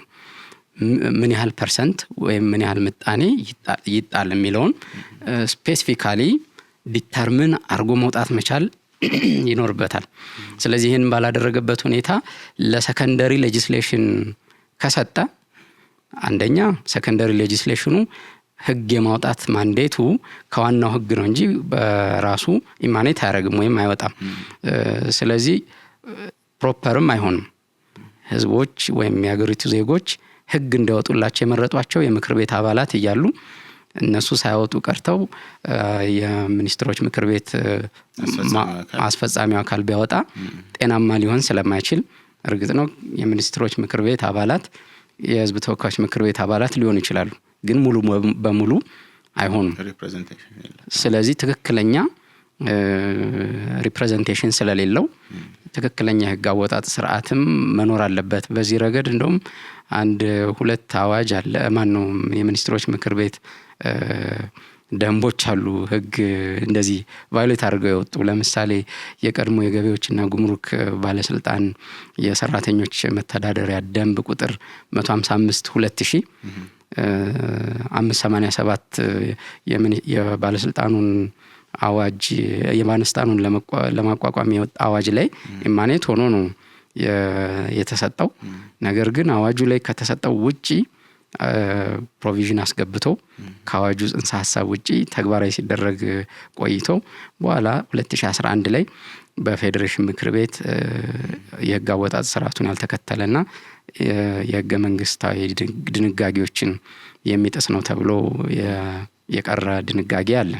ስለዚህ እንደዚህ አይነት ደንቦች የሚኒስትሮች ምክር ቤት በአቋራጭ ፓርላማውን ስልጣን የሚወስድበት ነው ማለት ነው። ፕራክቲካሊ እንደዛ አይነት ኬዝ ተፈጥሮ ነው። ይሄኛውንም ህገ መንግስታዊ አይደለም ብሎ የሻረው። ትክክል። ስለዚህ የተጨማሪ ሴት ታክስንም የመጀመሪያው ሌጂስሌሽን ወይም አዋጅ ያላካተታቸው ብዙ ኤሌመንቶች በደንብና በመመሪያ ታጭቀው ነበሩ። ስለዚህ ለታክስ ከፋዩ በሚረዳው አግባብ ኮምፓይልድ ሆኖ ቀርቧል። ሌላው ደግሞ አድሚኒስትሬቲቭ ፓርቱ 2008 ዓመተ ምህረት በተደረገው የታክስ ሪፎርምና ሌጂስሌሽን ወይም ህግ ማውጣት ታክስ አስተዳደር አዋጅ ላይ 983/2008 ላይ ተካቷል። ስለዚህ ሬደንደንሲ ስለሚፈጥር የአስተዳደር ፓርቱ እዛው ታክስ አስተዳደር አዋጁ ላይ ቀርቶ ዋና ኤሌመንቶች አንድ ታክስ ተመዝጋቢው ወይም የተጨማሪ ሴት ታክስ ተመዝጋቢ ማድረግ ያለበትን መርሆቹን አስቀምጦ በግልጽ በሚረዳ መልኩ ተቀምጧል ማለት ነው። ቅድም ያልኩ ዓለም አቀፍ ወይም ኤሌክትሮኒክስ ስለዚህ ይሄ አንዱ ማሻሻያ ማዕቀፍ ነው። ኦኬ ያው አንዱን በለው እንጂ መልቲፕል የተለያዩ ነገሮች ይኖራሉ። በሐሳብ ደረጃ የተዘበራረቀ የነበረውን የመጀመሪያው የቫት አዋጅ በሚገባው ልክ ብዙ ነገሮችን ስላልነካ በዛ ምክንያት ተገቢውን የህግ ስርዓት ተከትለው ያልወጡ ደንቦችና መመሪያዎች በመኖራቸው ተገቢ ስላልሆነ እሱን አስተካክሎ ትክክለኛ ስርዓት እንዲኖራቸው ለማድረግ ነው ብለን እንወሰደው። ትክክል። ሌላው ዓለም አቀፍ ተቋማት ወይም ደግሞ ድረገጽን መሰረት ያደረጉ ሰርቨሮችና አገልግሎት ማግኘት ሊሆን ይችላል፣ ማስታወቂያዎችን ማግኘት ሊሆን ይችላል። እነዛን አገልግሎት የሚሰጡ ተቋማት ኢትዮጵያ ውስጥ የተጨማሪ ሴት ታክስ የሚከፍሉበት ማዕቀፍ የህግ ማዕቀፍ አትሊስት አልነበረም። ስለዚህ እነሱ የሚከፍሉበትን ሁኔታ ማመቻቸት ነው። በሩቅ የሚቀርብ አገልግሎት በሚል አዋጁ ላይ ተጠቅሷል። ለምሳሌ ጉግል ሊሆን ይችላል፣ ዩቲዩብ ሊሆን ይችላል። አንተ ድርጅትህን በዛ ጉግል አፕሊኬሽንን ሊሆን ይችላል። በጉግል ወይም በዩቲዩብ ደግሞ በሚሄዱ ቪዲዮዎች ማስታወቂያ ልታስነግር ትችላለህ። አገልግሎት ተሰጥቷል። ኢንድ ዩዘር አንተ ነህ። በዚህ የተጨማሪ ሴት ታክስ ዴስቲኔሽን ፕሪንሲፕል ነው የሚከተለው። ወይም ምን ማለት ነው ዴስቲኔሽን ፕሪንሲፕል ስንል ታክሱ የሚጣለው ዴስቲኔሽኑ ኢትዮጵያና ኢትዮጵያን የሚነካ መሆን መቻል አለበት። የምኑ ዴስቲኔሽን ማለት የአገልግሎት ተጠቃሚው ኢትዮጵያ ውስጥ መሆን አለበት። ስለዚህ ውጪ የሆነ ሰው ኢትዮጵያ ውስጥ ላለ ዜጋ ሊሆን ይችላል፣ ወይም ደግሞ ኢትዮጵያ ውስጥ እያለ በጊዜያዊነት የሚኖር ግለሰብ ሊሆን ይችላል፣ ኢትዮጵያ ያልሆነ ማለት ነው። ኢትዮጵያ አገልግሎቱን ካገኘ ሲከፍል የተጨማሪ ሴት ታክስ አብሮ ይከፍላል። ስለዚህ ከዚህ አዋጅ በፊት የሚከፍለው ክፍያ የተጨማሪ ሴት ታክስ ለመጣል አስገዳጅ የህግ ማዕቀፍ ስለሌለ የሚሰበሰብበት አግባብ አልነበረም። ነገር ግን አሁን ተግባራዊ የሆነው የተጨማሪ ሴት ታክስ አዋጅ ውጪ ሆነው አገልግሎት እየሰጡ ኢትዮጵያ ላለ ወይም ለኢትዮጵያዊ አገልግሎት እየሰጡ ያሉ ድርጅቶች ወይም ግለሰቦች ሲከፍሉ የተጨማሪ ሴት ታክስ የሚከፈልበት ትራንዛክሽን ከሆነ which means ከ2 ሚሊዮን እና ከዛ በላይ ከሆነ ታክስ ይከፈልበታል ማለት ነው። ስለዚህ አሁን አንድ ምሳሌ እንውሰድ ሞር ግልጽ እንዲሆንልን። እዚህ ኢትዮጵያ ውስጥ ያለ አንድ ካምፓኒ አለ፣ አገልግሎት ይሰጣል። ምናልባት አንድ አፕሊኬሽን ሊኖረው ይችላል። በዛ አፕሊኬሽን ተጠቅሞ አገልግሎት ይሰጣል እንበል እንደ ምሳሌ። ይሄን አፕሊኬሽን ማስተዋወቅ ይፈልጋል። ግን ለማስተዋወቂያ የምንጠቀመው ጉግል አድን ነው። አንደኛ ይሄን አፕሊኬሽን ኢትዮጵያ ውስጥ ከሆነ አገልግሎት የሚሰጠው የጉግል አድ ላይ ማስተዋወቂያው ኢትዮጵያ ውስጥ ባሉ ተጠቃሚዎች ብቻ እንዲታይ ሊሚት አድርገህም መልቀቅ ትችላለህ ማለት ነው። ስለዚህ ልክ እንደዛ አድርጎ ኢትዮጵያ ውስጥ ያሉ ተጠቃሚዎች ጋር ማስተዋወቂያው እንዲደርስ ላከ። ስለዚህ ኢትዮጵያ ውስጥ ነው ዩቲዩብም የሚያይ ሌላም ብሎግም የሚያነብ እንደዚህ የሚያደርግ ሰው እነዛ ማስተዋወቂያዎች ያያል። ይሄ ድርጅት እዚህ ቁጭ ብሎ ሰርቪስ አግኝቷል። ግን ሰርቪሱን የሰጠው ጉግል ዋናው ሄድኳርተሩ አሜሪካ ነው ያለው።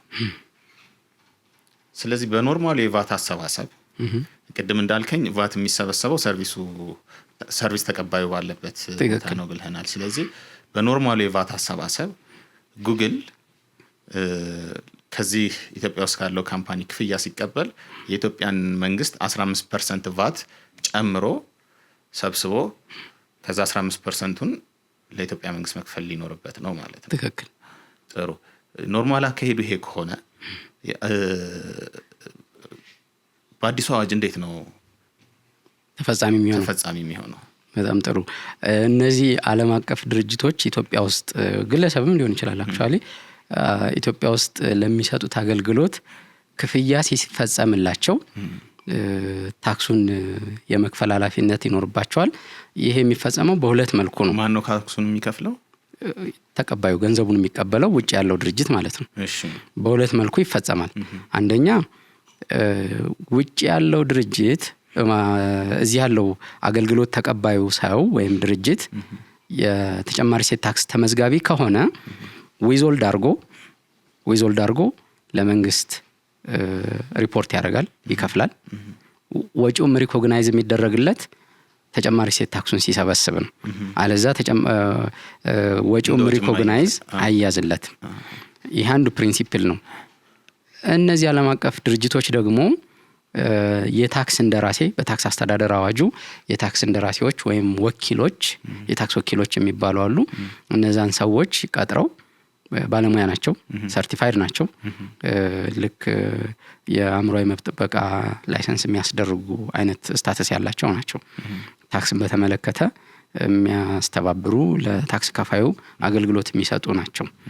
ስለዚህ በእነዚህ አማካይነት የታክስ ግዴታውን ይወጣል። ላይሰንስድ ባለሙያዎች ናቸው። ማን ነው ላይሰንሱ የሚሰጣቸው? ገቢዎች ሚኒስቴር።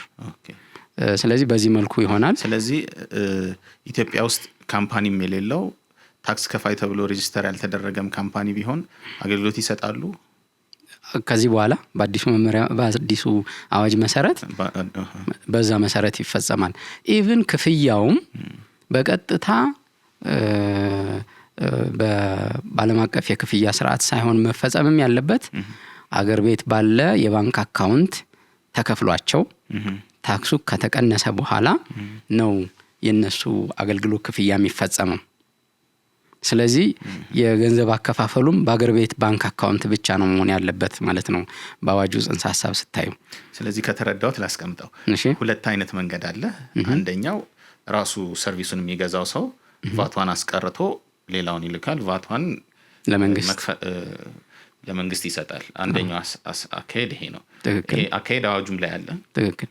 ሁለተኛው አካሄድ ደግሞ የታክስ ወኪሎች ናቸው የሚባሉት። አገልግሎት ለሚሰጠው ሩቅ ላለው አገልግሎት አቅራቢ የታክስ ወኪል እዚህ ይቀጠርለታል። ይሄ ታክስ ወኪል እዚሁ አገር አካውንት መክፈት አለበት። ትክክል። ለውጭ ላለው ካምፓኒ። ስለዚህ እኔ ለጉግል መክፈል ስፈልግ ለምሳሌ ቅድም ያነሳ ነው ካምፓኒ ለጉግል መክፈል ቢፈልግ እዛ አካውንት ውስጥ ይገባል።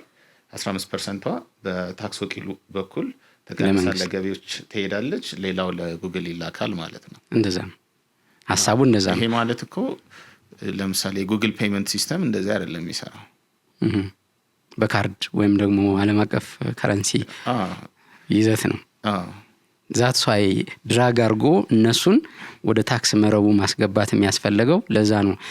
የፕራይስ ትራንስፈርን ካፒታል ፍላይትን ለማስወገድ የተደረገ አሬንጅመንት ነው። በጣም ጥሩ የታክስ ማስፈጸሚያ ቱልስ ነው ተግባራዊ እያደረገ ያለው። አሁን ይሄ ምንድነው አገር ቤት ያለ አገልግሎት ተቀባይ እና ታክስ ከፋይ ለጉግል ይሄን ያክል ከፈልኩ ሲል ወጪው ሪኮግናይዝ እንዲደረግለት ከፈለገ የታክስ እንደራሴ ካለው ዓለም አቀፍ አቅራቢው አገልግሎት አቅራቢው የታክስ እንደራሴ ካለው በዛ ታክስ እንደራሴ በኩል ይከፍላል።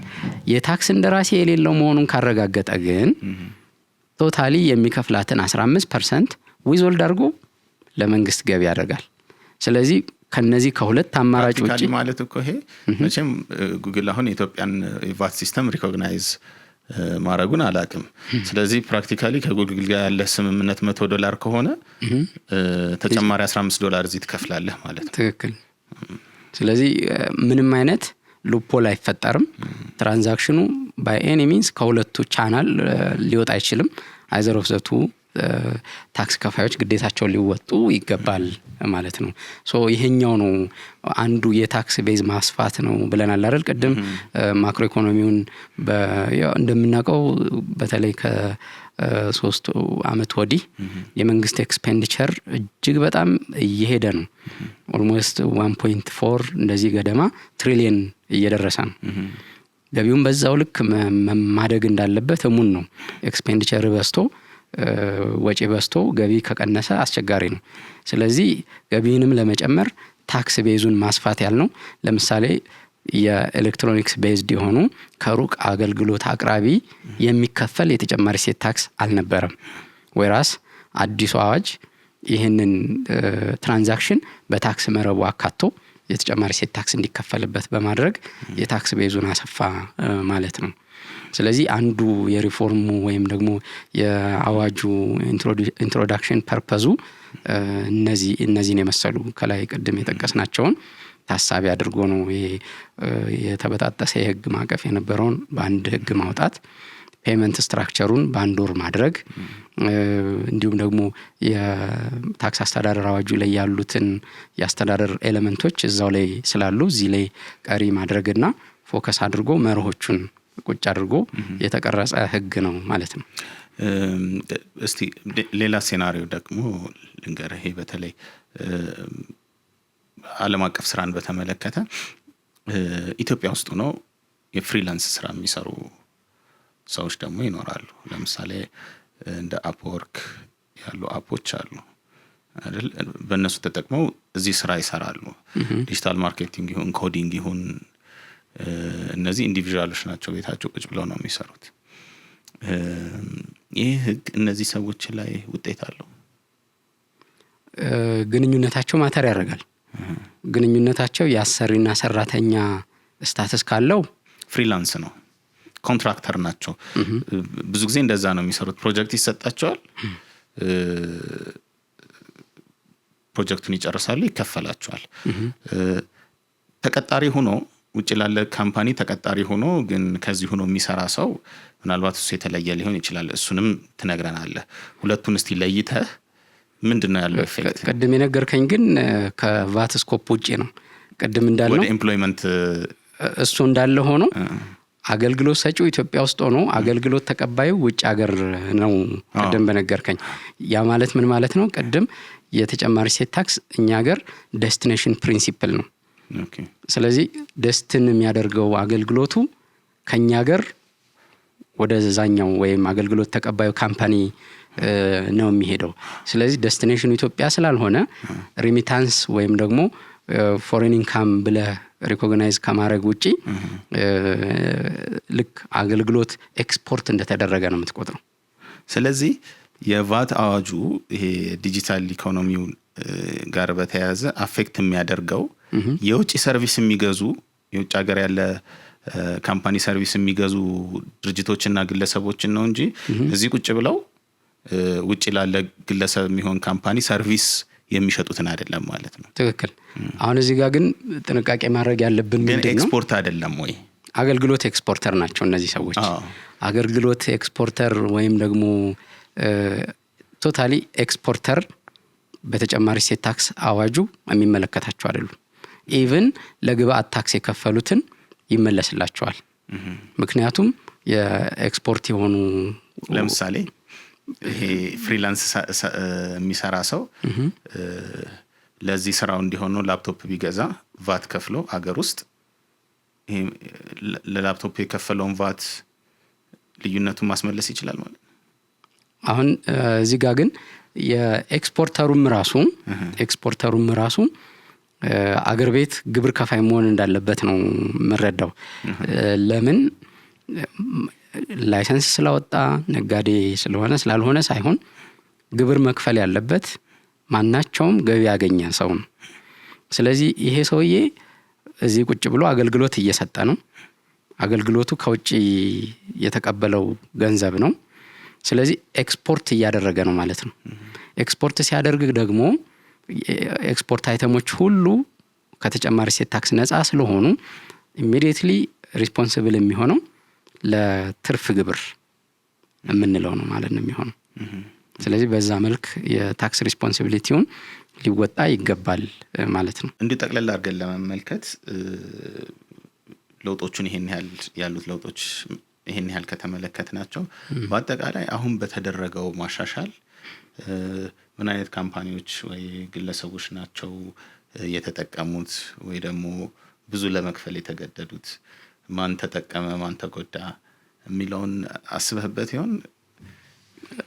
አሁን እንደውም በዚህ ታክስ ኢንትሮዳክሽን ቀደም እንዳልኩ በፊት ያለ አግባብ ታክሱ አይመለከታቸውም ተብለው ኤክስክሉድ የተደረጉ ታክስ ከፋዮች ነበሩ።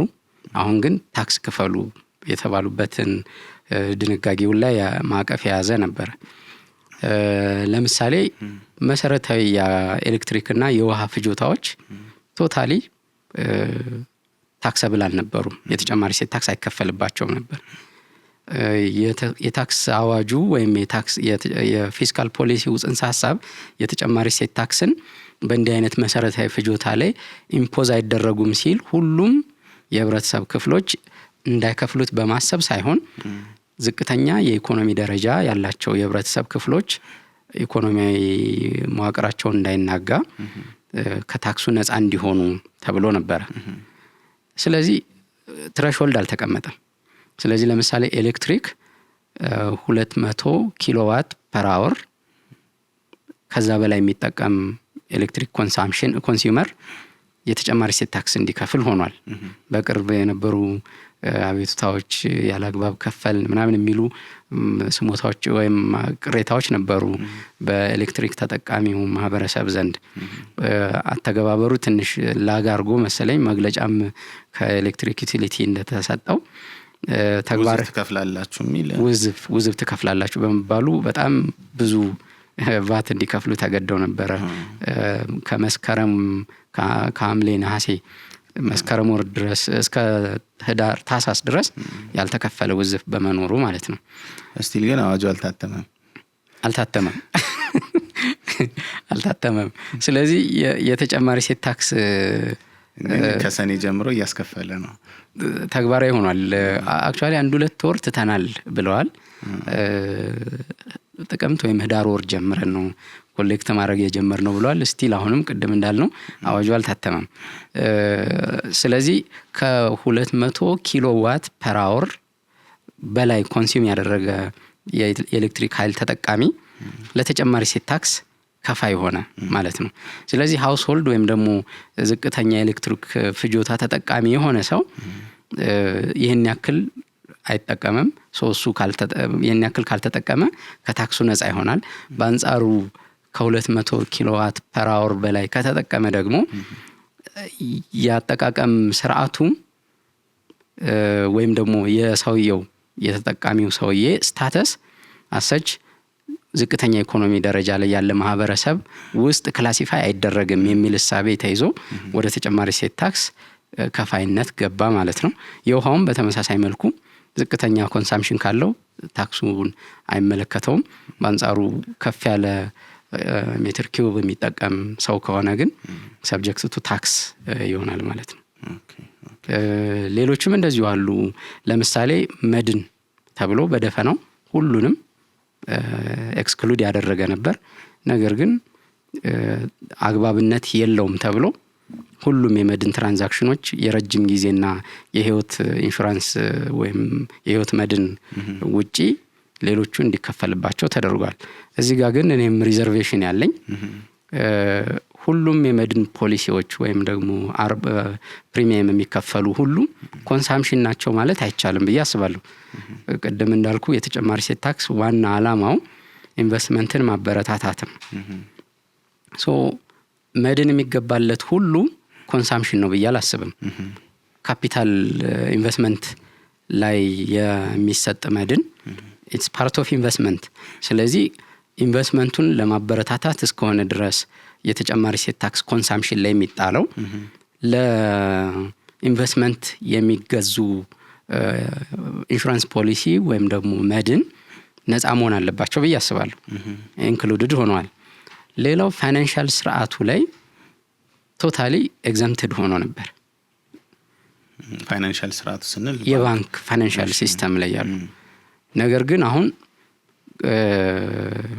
የተጨማሪ እሴት ታክስ የማይመለከታቸውን የፋይናንሻል አክቲቪቲ ብቻ ኤክስክሉድ አድርጎ ሌሎችን ትራንዛክሽኖች ግን በሚከፈልባቸው አገልግሎት ላይ የተጨማሪ እሴት ታክስ እንዲታሰብባቸው ሆኗል። ለምሳሌ የተጨማሪ እሴት ታክስ የማይከፈልባቸው ተብለው ከተጠቀሱት የፋይናንሻል አክቲቪቲዎች ውስጥ አዋጁ ላይ አባሪ ከተደረጉ አባሪ 3 ወይም 4 ላይ አንደኛው የዲፖዚት ወይም ደግሞ ገንዘብ ማስቀመጥ ለኢንቨስትመንት አንዱ መነሻ ገንዘብ ሴቭ ማድረግ ወይም ማስቀመጥ ስለሆነ ከተጨማሪ እሴት ታክስ ነፃ ሆኗል። ሁለተኛ ኢንቨስትመንት ፋይናንሲንግ ወይም ደግሞ ብድር የምንለውን እሱም እንደዚሁ ነፃ ሆኗል። ብድር ለኮንሰምፕሽን ሳይሆን ለኢንቨስትመንት የሚደረግ ብድር ሲሆን ሶስተኛ የኢንቨስትመንት ፈንድ ሬዝ ማድረጊያ እንደዚሁ ሼር ትራንስፈር ላይም እንደዚሁ ነፃ ተደርጓል። በአንጻሩ ደግሞ ትራንዛክሽኖች እነዚህ ገንዘብ ትልልፎች አሉ ከግለሰብ ግለሰብ ስለዚህ እነሱ ትራንዛክሽን ከመሆን በዘለለ ኢንቨስትመንትን የማይመለከቱ ስለሆኑ አንድ ሰው የሆነ ዕቃ ለመግዛት ትራንስፈር ሲያደርግ ከባንኩ ባገኘው አገልግሎት ላይ ኮሚሽን ይታሰብበታል። በዛች ኮሚሽን ላይ የተጨማሪ እሴት ታክስ ይከፈልበታል ማለት ነው። ስለዚህ ኮሚሽኑ ላይ ነው ሙሉ የተላለፈው ገንዘብ ላይ አይደለም። ኮሚሽኑ ላይ ነው። እሱም ቀላል አይደለም። አሁን እንደውም ከባንኮችም ወጥቶ ኢንተርባንክ አለ ወይም አርቲጂኤስ የምንለው አለ፣ ሞባይል አፖች አሉ፣ ቴሌብርና የሳፋሪኮም አፕሊኬሽኖች አሉ። እነዛን እንዲሁም ደግሞ የተለያዩ መክፈያ አፕሊኬሽኖች አሉ። ወደ እነዛም ስንከፍል በተመሳሳይ ትራንስፈር ሲደረግ ሰርቪስ ቻርጅ አለ። በዛ ሰርቪስ ቻርጅ ላይ የተጨማሪ እሴት ታክስ እንዲከፈል ሆኗል ማለት ነው። ተለይተው ፖሊሲው ወይም ደግሞ የተጨማሪ እሴት ታክስ የፖሊሲ ማዕቀፉ ኤክስክሉድ ሊያረጋቸው የፈለገውን ክንውኖች ወይም የፋይናንሻል አክቲቪቲ ኤክስክሉድ እንዲሆኑ ተደርገዋል። በአንጻሩ ደግሞ የተጨማሪ እሴት ታክስ መከፈል ባለበት የፋይናንሻል አገልግሎት ላይ እንዲከፈል ሆኗል ማለት ነው። እስቲ አሁን ጠቅላላ የአዋጁን ሁኔታ ተመልክተናልና የተወሰኑ ሴክተሮች ላይ ትኩረት አድርገን ስፔሻሊ ለቢዝነስ ኦነሮች ቢዝነስ ላላቸው ንግድ ላላቸው ምን ነገሮች ላይ ሊጠነቀቁ እንደሚገባ ምን ነገሮች ላይ ሊያስቡበት እንደሚገባ ዲስከስ ብናደርግ ጥሩ ይመስለኛል። ሁለት ነገር እናንሳ። አንደኛ አነስተኛ ቢዝነሶች ማለት ትልልቅ በጣም ትልቅ ካምፓኒ ባይሆኑም አነስተኛ ስሞል ቢዝነስስ ከቫቱ ጋር በተያያዘ ሊያስቡባቸው የሚገቡ ነገሮች ምን አሉ? ቢመዘገቡ ነው የሚሻለው? 1 ሚሊዮን በላይ ገቢ ካላቸው የሚገደዱት ከ2 ሚሊዮን በላይ ስለሆነ ቢመዘገቡ ነው የሚሻለው ወይስ ባይመዘገቡ? አጠቃላይ ቫቱን እንዴት ነው ማየት ያለባቸው ትናንሽ ንግዶች? ሁለተኛ ስታርታፕ ካምፓኒዎች ላይ ይሄ የቫት አዋጅ ኢፌክት የሚያመጣው ኢፌክት አለ ወይ? እነዚህ ነገሮች መሰረት አድርገህ እስቲ አንተን ሪኮመንዴሽን አካፍለን። ስሞል ቢዝነስ ላይ ወይም እነዚህ አነስ ያሉ ካፒታል ያላቸው ቢዝነሶች ላይ ወይም አነስ ያለ ትራንዛክሽን ያላቸው ቢዝነሶች ላይ ካሁን ቀደም የነበረው የቫት ህግ ወይም የተጨማሪ እሴት ታክስ አዋጅ ከ1 ሚሊዮን ብር በላይ ነበረ ለታክሱ ተመዝጋቢ እንዲሆኑ የሚጠበቀው። በኢንፍሌሽነሪ ኢፌክቱ ይሄ ትሬሾልድ ወደ 2 ሚሊዮን ከፍ ብሏል። በአንጻሩ በፍቃደኝነትም የሆነው ስቲል 1 ሚሊዮን ነው። እርግጥ ነው አሁን የገንዘብ ቫልዩ ትንሽ እየወደቀ በመምጣቱ 2 ሚሊዮን ተርኖቨር ያለው ታክስ ከፋይ ስቲል ዝቅተኛ ነው ልትለው ትችላለህ። በአመት ነው በአመት የኛ ያህል ተርኖቨር ያለው ስቲል ዝቅተኛ ነው ያለው ተርኖቨር ነው ያለው። 2 ሚሊዮን ማለት እኮ በወር 100 ምናምን ሺህ ብር 100 ምናምን ነው። ኤኒዌይስ ዝቅተኛም ትራንዛክሽን ያላቸው ድርጅቶች የታክስ ሪስፖንሲቢሊቲ ያለባቸው መሆኑን ያሳያል። ነገር ግን የመጣንበት የቀድሞ አዋጅ ትሬንድ ኦሬዲ አላምዷቸዋል ብዬ አስባለሁ። ለምን ቀደም ሲል 1 ሚሊዮን ስለነበረ ብዙዎቹ ስቲል ፐርሲስት የሚያደርጉ ይመስሉኛል። አካስተምድ ናቸው ወይም ያውቁታል አፈጻጸሙን። ኦንሊ ምንድነው ለየት ያሉ አፈጻጸሞች አሉት። ቀደም ሲል በ3 ወር የነበረው አሁን በ1 ወር መሆኑ አንዳንዴ ስትራግል ሲያደርጉት ያለ ሁሉም ተቋማት ወይም ግብር ከፋዮች ፋይናንሻል ስትረስ አለ። የሰበሰቡት ክሬዲት ታክስ ወይም ደግሞ ግባት ታክሱና አውትፑት ታክሱ ሲቀናነስ መከፈል ያለበት ይሆንና ሲጨናነቁ ታያለ። ስለዚህ በየወሩ መሆኑ ለነሱ አስቸጋሪ ነው። ስለዚህ በሰዓቱ መክፈል በጣም ማንዳቶሪ ነው። ለጥያቄ የሚቀርብ ጉዳይ የለም። ምክንያቱም አለመከፈሉን ተከትሎ የሚመጡ ሪስኮች አሉ። ምን ሪስክ አለ? መዘግየቱ አለመከፈሉ አንደኛ ለወለድና ለፔናልቲ ይዳርጋል። ሁለተኛ ታክስ ኦቶሪቲው ታክስ ሲሰበስብ ወይም ታክስ ሎ ኢንፎርስ ሲያደርግ የግብር ከፋዩን ፕሮፋይል አደራጅቶ ሃይ ሪስክ ያለበትን ቅድሚያ ሰጥቶ ነው። ሶ ኦልዌይስ ኦን ታይም ሪፖርት የማያደርግ ከሆነ አደገኛ ታክስ ከፋይ ነው ወደሚል አዝማሚያ ሊያመራው ይችላል። ስለዚህ ታክስ ኮምፕላያንት አይደለም ተገፍቶ ነው የሚከፍለው ወደሚል አዝማሚያ ይሄድና ለሚቼክ የሚል ጽንሰ ሐሳብ ወይም እሳቤ ሊያደርበት ይችላል ታክስ ኦቶሪቲው። ሶ በሰዓቱ መክፈል አንደኛ ማለት ለኦዲት ያጋልጣል። ስለዚህ በሰዓቱ መክፈል አላግባብ የሚፈጠሩ መጉላላቶችን ይቀንስለታል። ስለዚህ በሰዓቱ በትክክለኛው ምጣኔ በትክክለኛው አማውንት ሪፖርት ማድረግ መክፈል የተሻለ ነው የሚሆነው። በየወሩ መሆኑ አንድ የፋይናንሻል ስትረስ እንትኑን ያባብስባቸዋል የሚል ስጋት ስላለኝ ነው። ሁለተኛ የተጣሉ ግዴታዎች አሉ። በቀድሞ አዋጅ ያልነበሩ አሁን ባለው አዋጅ የተካተቱ። ለምሳሌ ዋና ምዝገባ ሰርቲፊኬቱን ኦሪጂናሉን ነው የሚለው። ኦሪጂናሉን ዋና መስሪያ ቤቱ ወይም ደግሞ ሜን ኦፊሱ በመሰቀል እንዳለበት። ኢቭን ንግድ አዋጁ ላይ እያንዳንዱ ግብር ከፋይ ድረገጽ እንዲኖረው የድርጅቱን እንቅስቃሴ፣ ካፒታል እና አመታዊ ትርፍ እንዲህ የመሳሰሉ መረጃዎችን በዛ ድረገጹ እንዲያስተላልፍ ይገደዳል። ነገር ግን አንድም ማለት አይቻልም። የተወሰኑ ሊሆኑ ይችላሉ። ይሄን ያህል ትራንስፓረንት ነው ወይ የሚለው እንዳለ ሆኖ ጥቂት ድርጅቶች ናቸው ኢቭን ድረገጽ ያላቸው። ነገር ግን በንግድ ህጉ እያንዳንዱ ግብር ከፋይ ወይም ነጋዴ የራሱ ድረገጽ ኖሮት መሰረታዊ የሆኑ መረጃዎችን ዲስፕሌይ እንዲያደርግ ያስገድዳል። ይሄ ሶል ነጋዴንም ይጨምራል ማናቸውም። ምክንያቱም ንግድ መዝገባ የሚመለከተው ሁሉንም ነው። የተጨማሪ እሴት ታክስ አዋጁም በዌብሳይቱ፣ በፌስቡክ ፔጁ፣ በማናቸውም ማስ ሚዲያ በሚጠቀምበት ወቅት የተጨማሪ እሴት ታክስ ተመዝጋቢ መሆኑን ማሳወቅ አለበት ይላል። ልብ በል ቅድም ሰርቲፊኬቱን ዋና መስሪያ ቤት ኦሪጂናሉን፣ ቅርንጫፍ ካለው ኮፒውን መስቀል አለበት ይላል። ድረገጹ ላይ መጥቀስ አለበት ብያለሁ። ክሬዲት እና ዴቢት ዶክመንቶችን ማለትም የከፈለበትና የሰበሰበበት ዶክመንቶች በአግባቡ መያዝ አለባቸው። አምጣ ሲባል ወይ ማሳይ ሲባል ለታክስ ኦቶሪቲ ማሳየት አለበት። ካላሳየ ሰርቲፊኬቱን ካልሰቀለ ድረገጹ ላይ ካልጫነ 100,000 ብር ይቀጣል ይላል። ስለዚህ እንዲህ አይነት ሪስፖንሲቢሊቲዎች ስላሉ ፍሬንድሊ መሆን ያስፈልጋል ከአዋጁ ጋር።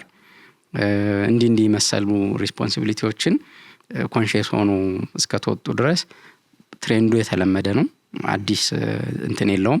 ምናልባት እነዚህ ኤክስክሉድ የተደረጉ እና ኢንክሉድ የተደረጉ አይተሞችን አፕዴት ማድረግ ካልሆነ በቀር ያን ያህል ጫና ይኖረዋል ብዬ አላስብም። በጣም ጥሩ። ስለዚህ የኮምፕላያንስን በተመለከተ ይሄ ዲጂታል ፔመንት የሚፈጽሙ ካምፓኒዎች ከዚህ ህጉ የሚጠብቅባቸውን ነገር ለማድረግ ምን ጥንቃቄዎችን ቢያደርጉ ነው የምትመክረው? ቅድም እንዳልነው ለምሳሌ ለመሰለህ እንደዚህ ምልህ አሁን በአንዳንዴ ፔመንቱ የሚከፈለው ውጪ ባለ አካውንት ሊሆን ይችላል ወይ በኦነሩ አካውንት ሊሆን ይችላል። እንደዛ አይነት ነገሮች አሉ። ምክንያቱም ኢትዮጵያ ውስጥ ኦፕሬት የሚያደርግ ካምፓኒ ለማስታወቂያ ግዢ $1 ወይ የውጭ ፎሬን ከረንሲ የሚያገኝበት እድል ጠባብ ነው የሚሆነው። በእርግጥ አሁን ከማርኬቱም የመግዛት እድል አለው። ሶ ሌሎች አማራጮችን ቢጠቀሙ በዘመድ ሊሆን ይችላል አንዳንዱ ይሄንን የሚያደርገው። የተለያዩ አማራጮች ይኖራሉ መቼም። ይሄ ጥያቄ በቀጥታ ከምን ጋር ይያያዛል? የሂሳብ መዝገብ መያዝ። ቅድም እንዳልነው የተጨማሪ እሴት ታክስ ተመዝጋቢ የሆነ ሰው ወይም መመዝገብ ያለበት ኖት ኦንሊ ተመዝጋቢ ሰርቲፊኬት የተሰጠው ብቻ ሳይሆን ትራንዛክሽኑ ከ2 ሚሊዮን ብር በላይ የሆነ ነጋዴ መመዝገብ ስላለበት ተመዝጋቢ ተብሎ ነው ኮንሲደር የሚደረገው። ሶ they have to be conscious መመዝገብ ካለባቸው ትራንዛክሽናቸውን ኢቭን ፎርካስት አድርገው አመታዊ ትራንዛክሽኔ እንደሚገባ እርግጠኛ ነኝ ሰው መመዝገብ አለብኝ ብለው ቶሎ መመዝገብ አለባቸው። ስለዚህ የሂሳብ መዝገብ የመያዝ ግዴታ አለባቸው። የሂሳብ መዝገብ የመያዝ ግዴታ ያለበት ግብር ከፋይ ደግሞ የገንዘብ ሚኒስቴር ባወጣው መመሪያ ቁጥር ነው ገቢዎች ሚኒስቴር ነው ያወጣው መመሪያ ቁጥር 176 2014 ጥብቅ የሆነ የሂሳብ መዝገብ መያዝ አለበት። ጥብቅ የሆነ የሂሳብ መዝገብ ምን ማለት ነው? አንድ ግብር ከፋይ ድርጅት የሚያወጣቸው ወጪዎች ሁሉ ከአካውንቱ እየተነሱ ለሚከፍለው ሰው መሄድ መቻል አለባቸው። አንድ ሁለተኛ የሚሰበስባቸው ታክሶች ሁሉ ለገቢዎች ባስመዘገበው የባንክ አካውንት ዳይሬክትሊ መግባት አለበት። ስለዚህ የሂሳብ መዝገቡ ወይም ደግሞ ሽያጭና ግዢ መመዝገቢያ መዝገቡ ከባንክ ስቴትመንቱ ጋር ሪኮንሳይል ሲደረግ ጅግሶ መሆን መቻል አለበት። ማለትም የሂሳብ መዝገቡ ላይ የሂሳብ መዝገቡ ላይ እየታየ ባንክ ስቴትመንቱ ላይ አለመታየት መቻል የለበትም። በተለይም ከ100 ሺህ ብር በላይ የሆኑ ትራንዛክሽኖች በምንም ታምር አሁን ባለው የኢትዮጵያ ትራንዛክሽን ስርዓት በካሽ ሊሆኑ አይችሉም። በባንክ ስቴትመንት ነው ሊተላለፉ የሚገባው። ብሔራዊ ባንክ ባወጣው መመሪያ መሰረት ከ100 ሺህ ብር በላይ የሆኑ ትራንዛክሽኖች በባንክ ትልልፍ መሆን እንዳለባቸው ተቀምጧል። ስለዚህ አንዳንድ ጊዜ ምን ይገጥመኛል ኮንሰልት ከማረጋቸው ድርጅቱ ፋይናንሻል ስትረስ ይኖረውና የሚከፍለው ገንዘብ ያጣል። somebody else ጓደኛ ሊሆን ይችላል፣ ቤተሰብ ሊሆን ይችላል፣ ሲስተር ካምፓኒ ሊሆን ይችላል ይከፍልለታል። የገዛውን ሰውዬ አካውንት ረግጦ ባለመሄዱ ምክንያት ሪጀክት ሊደረግበትም ይችላል። ምክንያቱም አይታይም አካውንቱ ላይ። ወይም ኦፊሻሊ ብድር ተፈራርሞ በሰነዶች ማረጋገጫ አስመዝግቦ ገንዘቡን ቪዚብል በሆነ መልኩ ማሳየት መቻል አለበት። that's why strictly የሂሳብ መዝገብ መያዝ አለበት ስንል በብዛት የተለመደው ምንድነው የግል ጉዳያችን ሲገጥመን ከቢዝነስ አካውንት መጅረት ተደርጎ የሚወጣ የገንዘብ አወጣጥ ስርዓት ሊበረታታ አይገባም። ወይም በአግባቡ ፕሮፐርሊ በሚወጣበት አግባብ ነው መሆን ያለበት። ስለዚህ ወጪና ገቢያችን ስትሪክትሊ ከሂሳብ መዝገባችን ጋር ከባንክ ስቴትመንታችን ጋር ተናቦ መውጣት መቻል አለበት። ቅድም እንዳልከኝ ለምሳሌ እዚህ ኢትዮጵያ ውስጥ ሆኖ የድረገጽ ዌብ አድሚኒስተር የሚያደርግበትን የሚከፍለው ካምፓኒ ሊኖር ይችላል ውጪ። እዚህ ገንዘብ ወይም ሃርድ ከረንሲ ስለሌለው ያኛው ተከፋዩ ድርጅት ሃርድ ከረንሲ የሚቀበል በመሆኑ እዚህ ሀገር ቤት ደግሞ ሃርድ ከረንሲ ስለሌለ ውጭ ሀገር ያለ የቤተሰብ አባል ወይም ዘመድ እንዲከፍል ሊደረግ ይችላል። እዚህ ቪዚብል እስካልሆነ ድረስ ወይም የዛ ገንዘብ ምንጭ እስካልታወቀ ድረስ ማስረዳት ይከብደዋል ግብር ከፋዩ። ስለዚህ ስትሪክት የሆነውን የሂሳብ እንቅስቃሴ የገንዘብ እንቅስቃሴ ማሳየት ይኖርበታል ማለት ነው ግብር ከፋዩ። ታክስ ኦቶሪቲው ሲያይ የሂሳብ እንቅስቃሴው ምን ተሻለ ታዲያ ከባንክ እንቅስቃሴው ጋር ኮንግረንት እንዲሆን ቅድም ያስቀመጥ ነው። ውጪ አገልግሎት የሚሰጠው ድርጅት አገር ቤት አካውንት ይከፍታል ብለናል አይደለም? አገር ቤት ባለ አካውንት ነው የሚከፍለው። እሱም ውጪ ያሉት ካምፓኒዎች ፈቃደኛ ከሆኑ ነው። ካልሆኑ ደግሞ እዚህ ኤጀንት አቋቁመው ወይም ተመዝጋቢ መሆን ካልፈለጉ ለቲቲፒ አንተ ስትከፍላቸው ግን የተጨማሪ እሴት ታክሱን ዊዞልድ አድርገህባቸው ክፍያውን ትፈጽማለህ። ግን ከራስ አካውንት መሆን አለበት እሱም ቢሆን በሚገባ የቫት አዋጁ በጣም ብዙ የሚያወያዩ ነገሮች አሉት ከቢዝነስም ጋር የተያያዘ። እንግዲህ ምናልባት በሌላ ጊዜ ልንመለስበት እንችላለን። ስለዚህ እንዲሁ ጠቅለል ስታደርገው ከዚህ ከቫት አዋጅ አንጻር ማስተዋል አለብን፣ ፖሊሲ ሜከሮችም ሊያስተውሉት ይገባል። እንዲሁም ቢዝነሶችም ሊረሱት አይገባም የምትላቸው የቀሩ ነጥቦች ካሉ ልታካፍለን ትችላለህ? በጣም ጥሩ። ቀደም እንዳልነው አፈጻጸም ላይና ህግ አወጣጥ ላይ እኛ ሀገር ብዙ ጊዜ ክፍተት ሲፈጠር ታያለ። አሁን ኤክስፔክት የምናደርገው ኢን አድቫንስ ትሬኒንግ መሰጠት እንዳለበት ነው። ምን ያህል ተሰጥቷል የሚለው አይዶንት ኖ። ታክስ ከፋዩም ፍሬንድሊ እንዲሆን አዋጆቹን ስልጠና መሰጠት አለበት ብዬ አስባለሁ። ከዛ በኋላ ኢምፕሊሜንቴሽኑ አትሊስት ፖሊሲ ዳይሬክሽኑ በሚያስቀምጠው አግባብ መሆን አለበት ብዬ አስባለሁ። ቅድም እንደ ሪዘርቬሽን ያነሳናቸው አሉ። ለምሳሌ ለኢንቨስትመንት የተገባ መድን ታክስ መደረግ የለበትም ብዬ የኔ አቋም ነው። ምክንያቱም የታክሱ ፐርፐዝ መጀመሪያውንም ኢንቨስትመንት ማበረታታት፣ በአንጻሩ ደግሞ ኮንሳምፕሽንን ወይም ደግሞ ለግል ፍጆታ የሚወጣን ወጪ ዲስከሬጅ ማድረግ፣ እዛ ላይ ታክስ እያደረጉ ማለት ነው። ስለዚህ እንዲህ አይነት ትሪኮች አሉ። ለምሳሌ ስቲል አሁንም እኮ ኤሌክትሪክ በፑል የሚጠቀሙ ውሃ በቦኖ የሚጠቀሙ የህብረተሰብ ክፍሎች አሉ። ውሃ ኤሌክትሪክ በፑል በመጠቀማቸው ምክንያት የኤሌክትሪክ የውሃ ፍጆታቸው ከፍ ያለ ማህበረሰቦች አሉ። ለምሳሌ ኤሌክትሪክ ከ200 ዋት ፐር አወር በላይ ከተጠቀሙ በአንድ ቆጣሪ 4 5 6 20 ቤተሰብ አባወራ፣ ስለዚህ ስቲል ዚያር ሃውስሆልድስ ለየብቻቸው ቆጣሪ ቢኖራቸው ኖሮ ትረሾልዱ 200 ዋት ፐር አወር አይደርስም ነበር።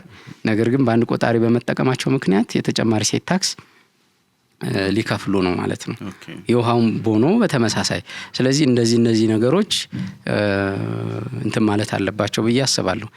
ሌላው ቀደም ሲል ከነበረው የተጨማሪ ሴት ታክስ ነፃ የማድረግ ማዕቀፍ ለገንዘብ ሚኒስቴር የተሰጠው በእህልና መሰረታዊ ፍጆታዎች ላይ፣ በእህል ወይም በምግቦች ላይ ብቻ፣ በጥራጥሬዎች ላይ ብቻ የተመሰረተ ነው። ይሄ ምናልባት ቀደም ስንለው የነበረውን የህግ አውጪውን ሞር ፓወርፉል መሆን ስቲል ወደ ራሱ መጎተት ወይም ለአስፈጻሚው አካል አሳልፎ ለመስጠት ታያለ። ነገር ግን ደግሞ በእኛ ሀገር የህግ አወጣጥ የታክስ ህግ አወጣጥ ኤክስፒሪየንስ ስታየው ሪጂዲቲ ወይም ደግሞ ታክስ ህጉን ላለመነካካት የሚደረግ ጥረት ታያለ። ረጅም ጊዜ ሳይነካካ ፕሪዘርቭድ ሆኖ መቆየት። በአንጻሩ በተለያየ ጊዜ የተለያዩ መሰረታዊ ፍላጎቶች ዝቅተኛውን የህብረተሰብ ክፍል ብቻ ሳይሆን መካከለኛውንም የህብረተሰብ ክፍል የሚከፍልባቸው ከሆነ ሃይ ወይም ከፍተኛ የሆነ ተጽዕኖ የሚያሳድሩ ሊኖሩ ይችላሉ። ከፍሌክሲቢሊቲ አንጻር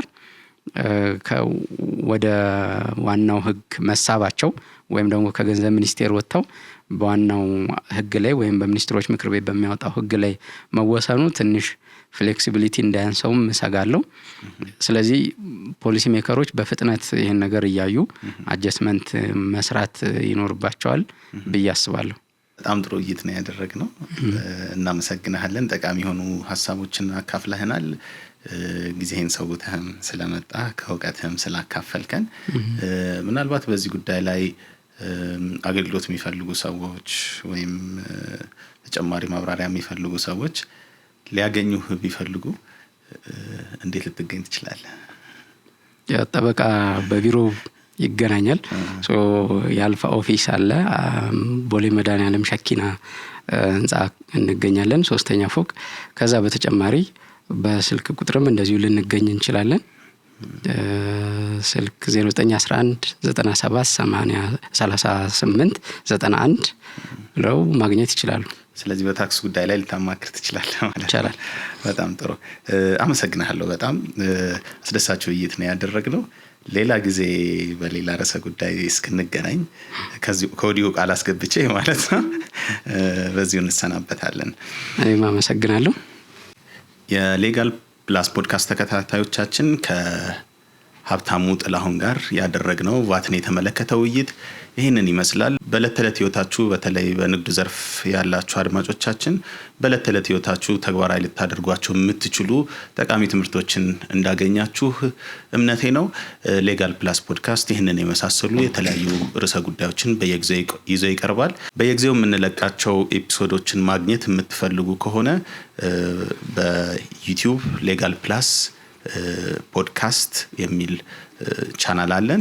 እንዲሁም ደግሞ በሰዋሰው መልቲሚዲያ የአንድሮይድም የአይኦኤስም አፕ ላይ ይህን ፖድካስት ማግኘት ትችላላችሁ። ሰብስክራይብ አድርጉን። ያገኛችኋቸው ሀሳቦች ይጠቅማችኋል ብላችሁ ላሰባችኋቸው ሰዎችም ሼር ብታደርጉ ትምህርቱ ለብዙ ሰዎች መድረስ ይችላል። በሌላ ርዕሰ ጉዳይ እስክንገናኝ ድረስ መልካም ጊዜ